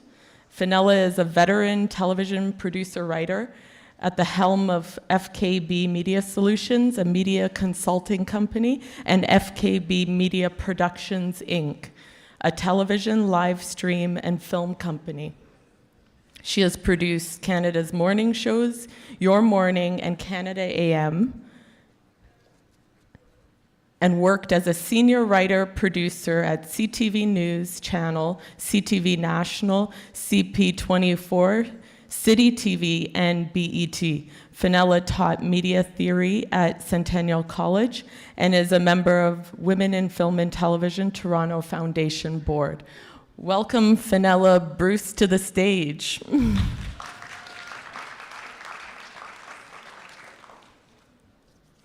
Our second panelist today, and this is going to be more of a conversation between us rather than a panel, is Ricardo McRae. Marketing Director. Ricardo McRae is a licensed financial broker that helps parents design their journey to becoming the first generation millionaires. Ricardo is also an award-winning entrepreneur with a digital creative agency for 15 years. He appears frequently on podcasts, media, and is a sought-after speaker. Thank you. He's often recognized for his TEDx talk, and as the founder of blackincanada.com, Ricardo studied fine arts and business at OCAD and U of Windsor. He loves spending his free time with his son and wife.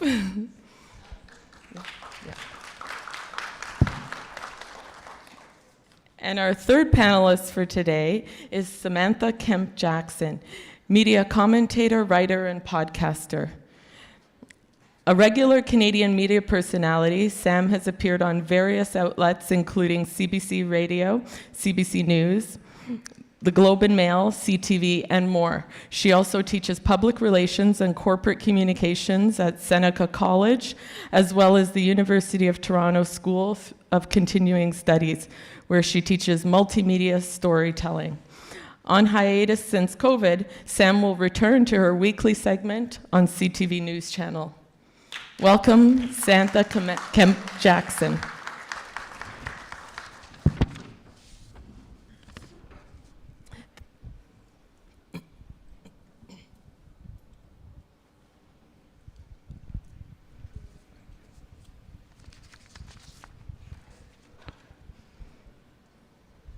Well, thank you. Thank you all for being here today and joining me for this discussion.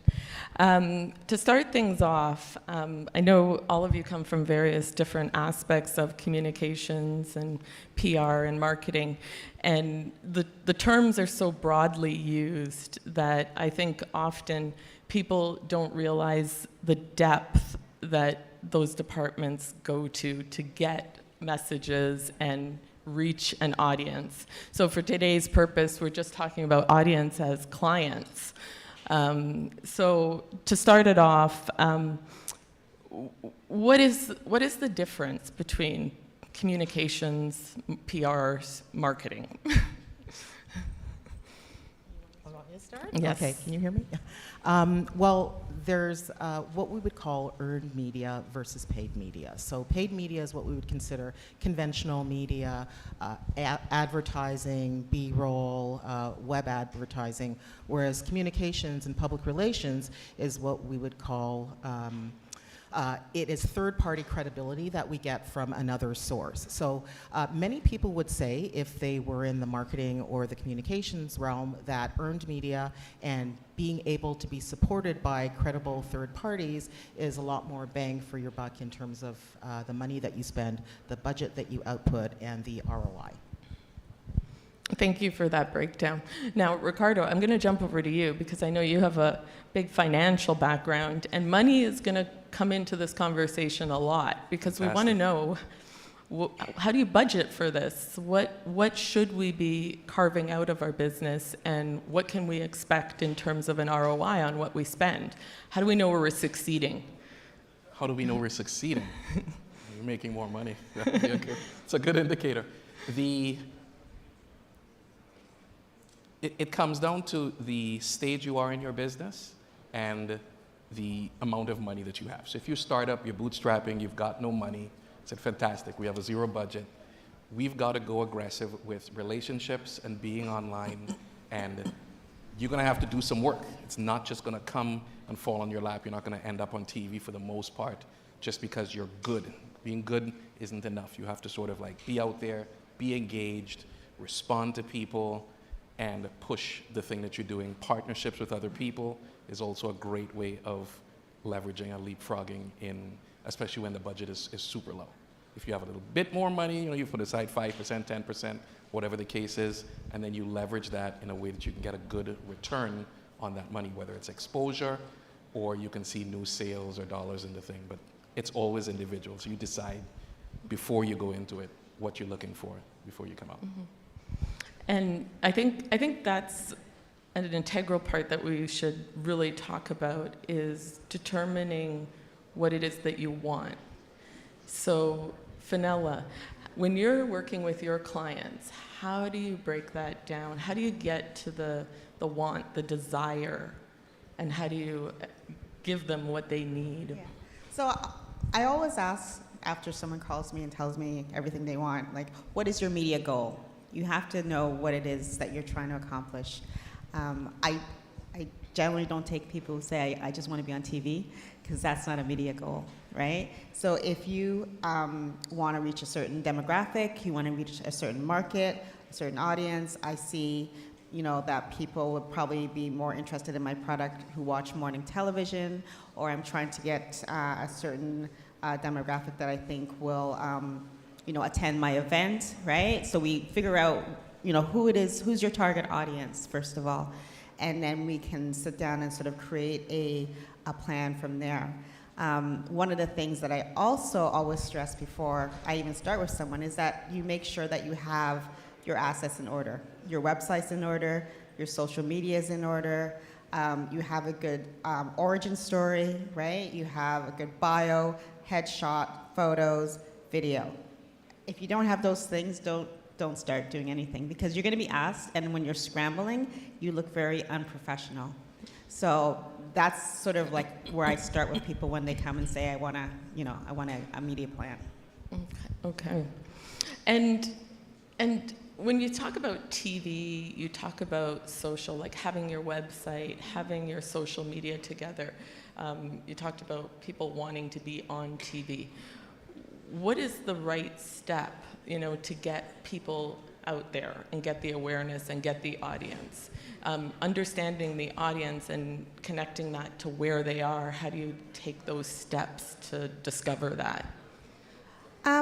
First of all, it's really a discussion about who you are, right? Who you are, what your product is, what your event is, what it is that you have to offer. Not everything is a media story.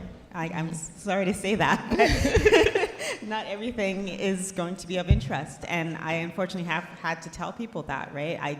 I don't take on things that I honestly know it's not going to get any coverage, right? So you definitely have to look at like I said, what your origin story is, right? And what it is, what's the news hook? What's going to grab the attention? What are you interested in when you're watching television, or you're looking at a magazine, or you're reading a paper? What catches your attention, right? And try and sort of figure out what it is about you that would catch other people's attention and make it of interest. So you want to sort of start there and figure that out, because, we're all entrepreneurs. People have stores, or open stores all the time. People have, candle stores or hair products or whatnot. What makes yours stand out? What makes yours different? I think when I just thought about candle stores, I was thinking about Rachel Rickards, right? Real Talk Candles. Mm-hmm. She's has blown up, right? I have the cancer one at home. Right? And candles have been around for how long, right? Like there's candles everywhere. Yeah. But she had a great story. She had a great messaging, great branding, and that got people's attention. And she has a great personality, right? So she had a good story. So you have to sort of figure out what yours is and put that together and package that first. And maybe this goes to all of you, but if people aren't ready, like if people have maybe the social together, if they've got some of the package, but maybe they're not ready for that full, media exposure or to be talking to the media and things like that, what are some strategies to build them up to that? I'll just be really quick. I always suggest that people start with things that aren't intimidating. So start with community, right? Community paper, digitals, bloggers, and get your practice there. Like, don't start with CBC National News, right? If you've never done an interview, right? I mean, you can, but get some media training so that you have your key messages and you hit your points and you don't waste that opportunity. But start, with smaller, attainable outlets and get some experience there, and then, move out. Oh, I was just going to say that it's really important that if a client or somebody is going to go in front of media, that they are media trained and they understand how to give a really compelling soundbite, how to understand or how to convey their messaging, their key messages out to their audiences. Because many times, as it's been said, people will say, oh, I want to be on TV, oh, I want to be on the radio, I want to be, in the news. But what is it exactly that you're going to say? What is your discerning comment or your unique value proposition that's going to get people to say, oh, wow, I really want to listen more to that person, or, oh, wow, I really want to go to their website. So I think that's the first step. I also think that, from either perspective, whether you're the communications or marketing person or you're the small business that wants to get on, I think you have to manage each other's expectations. So what that means is that, if somebody comes to me, if I'm doing communications consulting or PR for them or something, and they say, oh, I want to be on the cover of the Globe and Mail, well, that's a viable possibility depending on what your product is, what your service is, what the story is. Is the story compelling? And as it's been said, would you like to read the story about yourself? If not, then it's not compelling. So I think it's about understanding the process, being media trained, having those key messages, those sound bites that work, and managing the expectations. Thank you.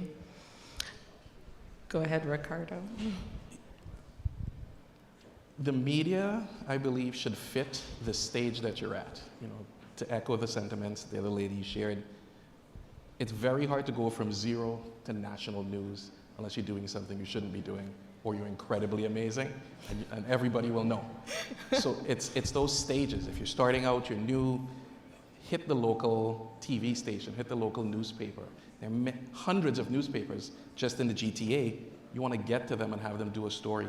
Write a story about yourself and send it into the newspaper. That's something I did in my very first business. Wrote a story on myself, sent it in. They loved it. These young kids, 18 years old, starting a business. They ran it in the Sunday paper, and my business blew up from that. And within 3 months, I had 16 employees, all from local media at the time. It didn't have to be something big, because sometimes when you go big, it can crush what you're doing because the demand is so great.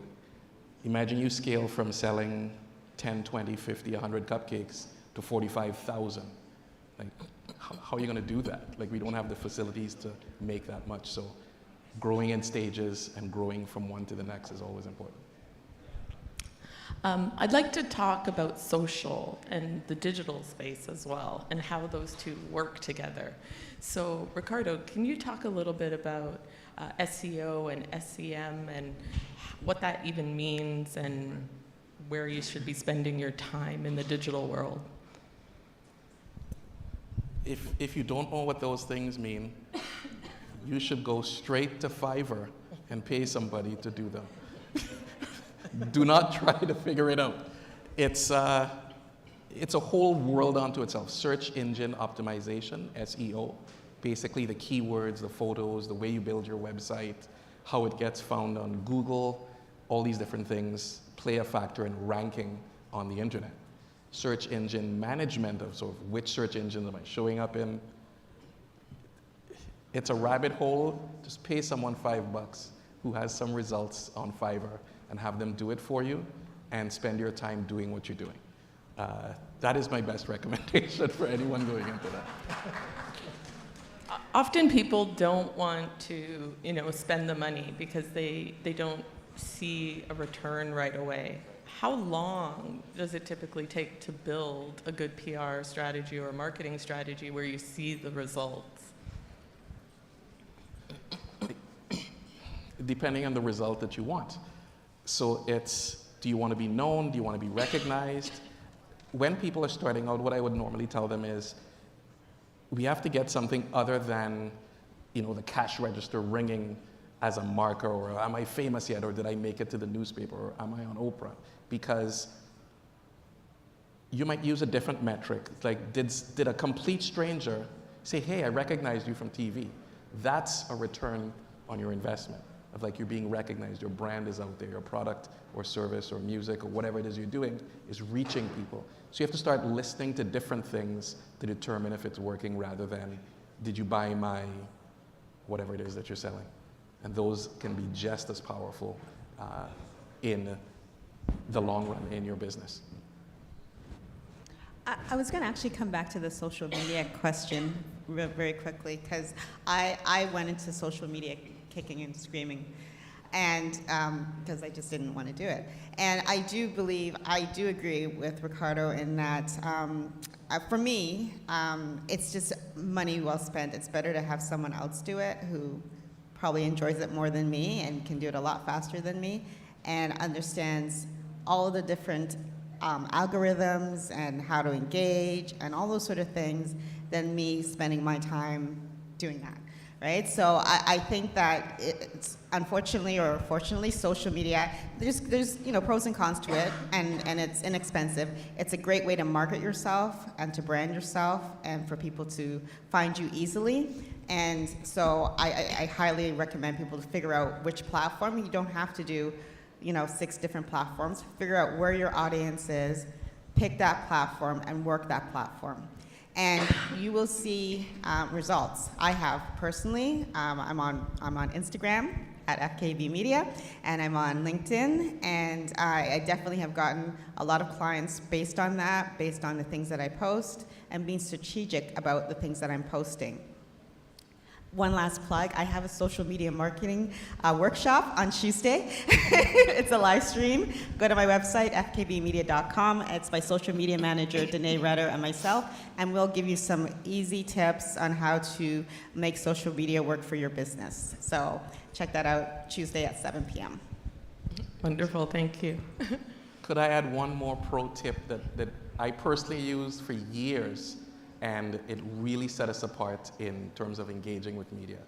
On your website, create a page called PR or media or something like this. It's not published, it's not public, but it's a private page. Your website /PR.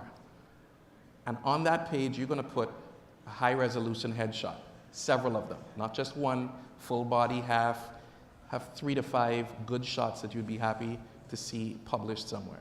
You put your biography, you put your logo, high resolution. You put all the assets on that page. If you have songs, put them there so people can download it. If you have artwork, put the high resolution artwork. Put it all on that one page. And whenever you're engaging with media, I can't tell you how well this works. I've done it for over 10 years, and it's every single time they see it, they're impressed. They said, hey, can we get a headshot for you? Sure, go to my website, blah, blah, blah, blah, blah, /media, /PR. And every single time without fail, they go, oh my God, you made my life so easy. This is amazing. And what happens? You instantly set yourself apart, and you instantly are remembered. And the next time they want to do something, they will call you first. I got on TV twice doing that. Just because they just went, this is so good, fantastic, we'll have you on again. We're like, 100% without me paying anything, just because I was ready long before the opportunity showed up. And that piece is gold. Take it and go. I just wanted to add to what Ricardo said. It's basically what you need to do is you have to make it really easy for media. You have to write the whole story. You have to envision what it looks like. And that starts with whatever your key message is, your value proposition. Then you put together a very compelling pitch. So you have to learn how to write a really good headline, a really good subject line, and an email that engages the reader immediately. It's like a good press release. If you don't have them within the headline and the subhead and maybe the date line and the first line, then you've lost them completely. So you have to have that content that's really compelling right at the outset. As Ricardo said, you have to be prepared and have all of the assets available. You almost have to write the story for them. I've done that before. Just said to a journalist, okay, look, here's the angle, here's the audience, here's what the key message is, here's how it ties in to current events and current affairs. That's really important. So if you're, for example, I don't know, a health product company, and we're in the midst of COVID right now, right? So how are you going to tie that in to what is, how are you going to tie in what is happening in the broader world to your product and service? So if you put all those pieces together, in addition to making all of the assets available, you've got a pretty surefire way of getting some media attention. And when you're talking about tying things into a current event, that brings up a good point here, because how much of your media should be reactive? Like, how much of your media planning and PR planning should be reactive, and how much should be pre-thought out and planned? Well, I encourage people to do a couple of things. Watch the news. So understand what's happening in the news cycle. Don't pitch when, Russia is bombing Ukraine, because nobody will read your pitch. So pay attention to what's happening and know when is a good time to send your pitch. Secondly, calendar. There are certain times of the month that certain stories will always be done. February's Valentine's, love is in the air, May's Mother's Day, September's back to school. So they're looking for certain things at certain times of the year, and you'll get more traction pitching Christmas gifts, great gift ideas, etc. So look at the calendar and see where your product or your expertise or whatever it is you're pitching fits in, and pitch it around that time. Black History Month. They're always looking for stories. February 1st, because they don't realize February's coming until February 1st. And they're always looking for those stories. So be ready. Be ready with your story to get in there, because that is prime time for the Black community. Great. Could I add one more piece to that real fast? It's look at your product, service, offering, whatever the thing is you're doing, and map it out for 12 months. And as Fenella is saying, in January, what is the world looking at? If it's December, it's going to be Christmas and the holidays. So how do you tie your story into that? What's happening in January? Oh, it might be a dead month, back this. How do I spin this so it's the starting the new year and you can get a different diet, whatever your thing is. Then you go February, Black History Month. Great, I'm a Black entrepreneur. So you have 12 different angles on your business and your story. So you're ready to go anytime, anywhere, all the time. Someone calls you, you can get things done. Many times in the media, you have hours to get everything in, not days or weeks. Oh, let me get the headshot to you. They're on to the next one. They're calling you at 12 o'clock and you're going on to 6 o'clock news. And if your stuff isn't ready, they will move to the next person or the story gets cut. So you have to be ready long before you even think you're going to be ready. So the biggest takeaway is no procrastinating. You got to be prepared. Media doesn't stop. It's a continual beast that just churns through information, and they want it fast. They want all the answers. They don't want to have to search because they're working at such a high, fast pace. So the more prepared you are, the better off you'll be. And the other thing is that actually a lot of media houses are understaffed now. So they are looking for easy peasy, anything that they can, I've written press releases, particularly for community papers, and they run it as is, right? Because they're well written, but they also don't have the staff to rewrite it, right? So you want to make sure, as Samantha says, that you make it as easy as possible for them. And you're more likely going to get picked up, right, when everything is just laid out there and readily available.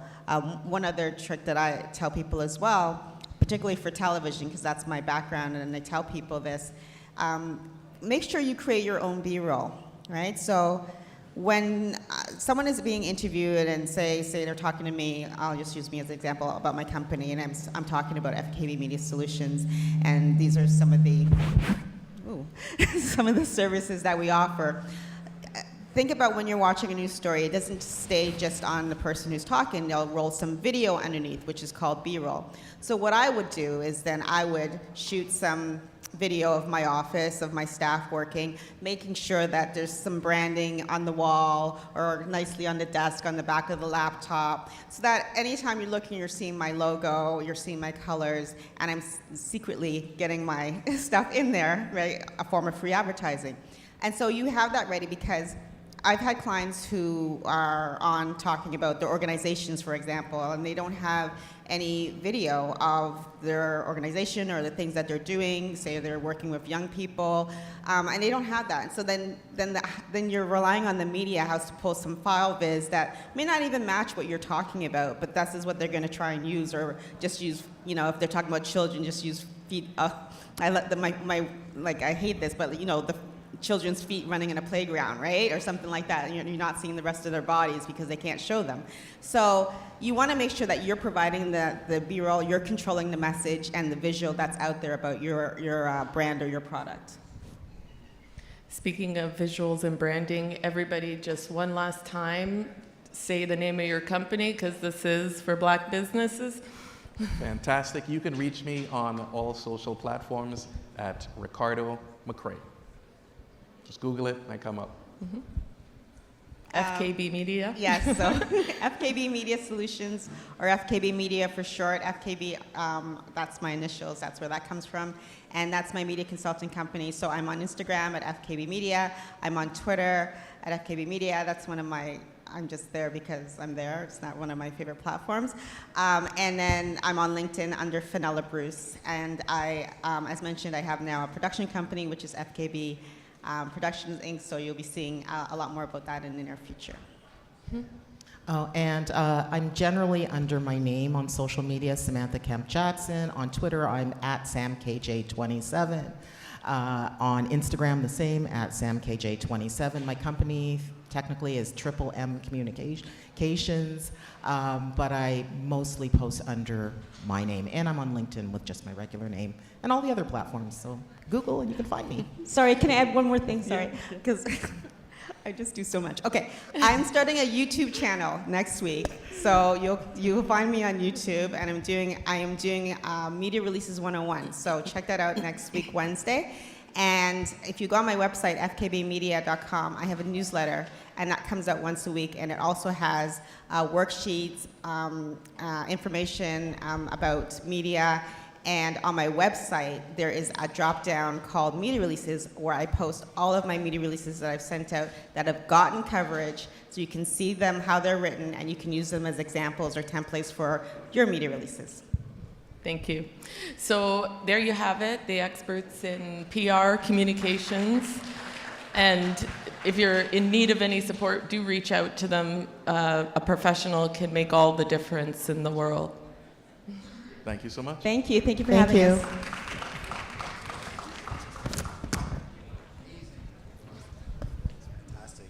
Thank you so much. Now, everyone, please show some more appreciation for Allison and for her panelists. It's marvelous. I know this guy. Oops. Okay, so we will be moving on to our breakout sessions. So there are going to be five breakout sessions. So 2 of them are going to be down here on the lower level. 3 of them will be on the 3rd floor. So the first one is the strategic planning breakout session. It's going to be in room 1, which is room B120, and it's led by Evelyn Myrie. So yeah, I'm not sure exactly which way, but room B120. If you need some assistance, I'm sure somebody can help guide you to the room. The next room is, the next breakout session is going to be the leadership self-care session, which is in room 2B122, led by Alexandra Magala. The 3rd session, so now these 3 are going to be upstairs on the 3rd floor. The first is the ecosystem communications breakout session in room 3. That's B352, led by Christopher Trotman. The 4th is the social enterprise and sustainability breakout session in room 4. B390, led by Eldon Holder Jr. And the final breakout session is the business of the arts one in room 5. That's B332, led by Farley Flex. All right. And so for all of these sessions, and we really do want folks to find their way to one of those 5 rooms and to really engage in conversation around each of those specific topics. The 3 rooms that are up on the 3rd floor, you're gonna go through the same hallway where you would find the washrooms. There's an elevator at the end there, and you go up to the 3rd floor. So again, those ones are for ecosystem communications, social enterprise and sustainability, and business of the arts. So you would go through that hallway to the elevator to go up to those sessions. And then the other 2 rooms are at the back here, all right, for the strategic planning and the leadership self-care. So we need you to go there as quickly and expeditiously as possible so that we can maximize the amount of time in the breakout rooms. And after we're done, we will all come back down here right around 3:15 to do the last few items on the agenda for the day. All right. So everybody put your hand in. Team, break. All right. Time to break out. Wish I had that song. Oh, I know. Break out. Okay.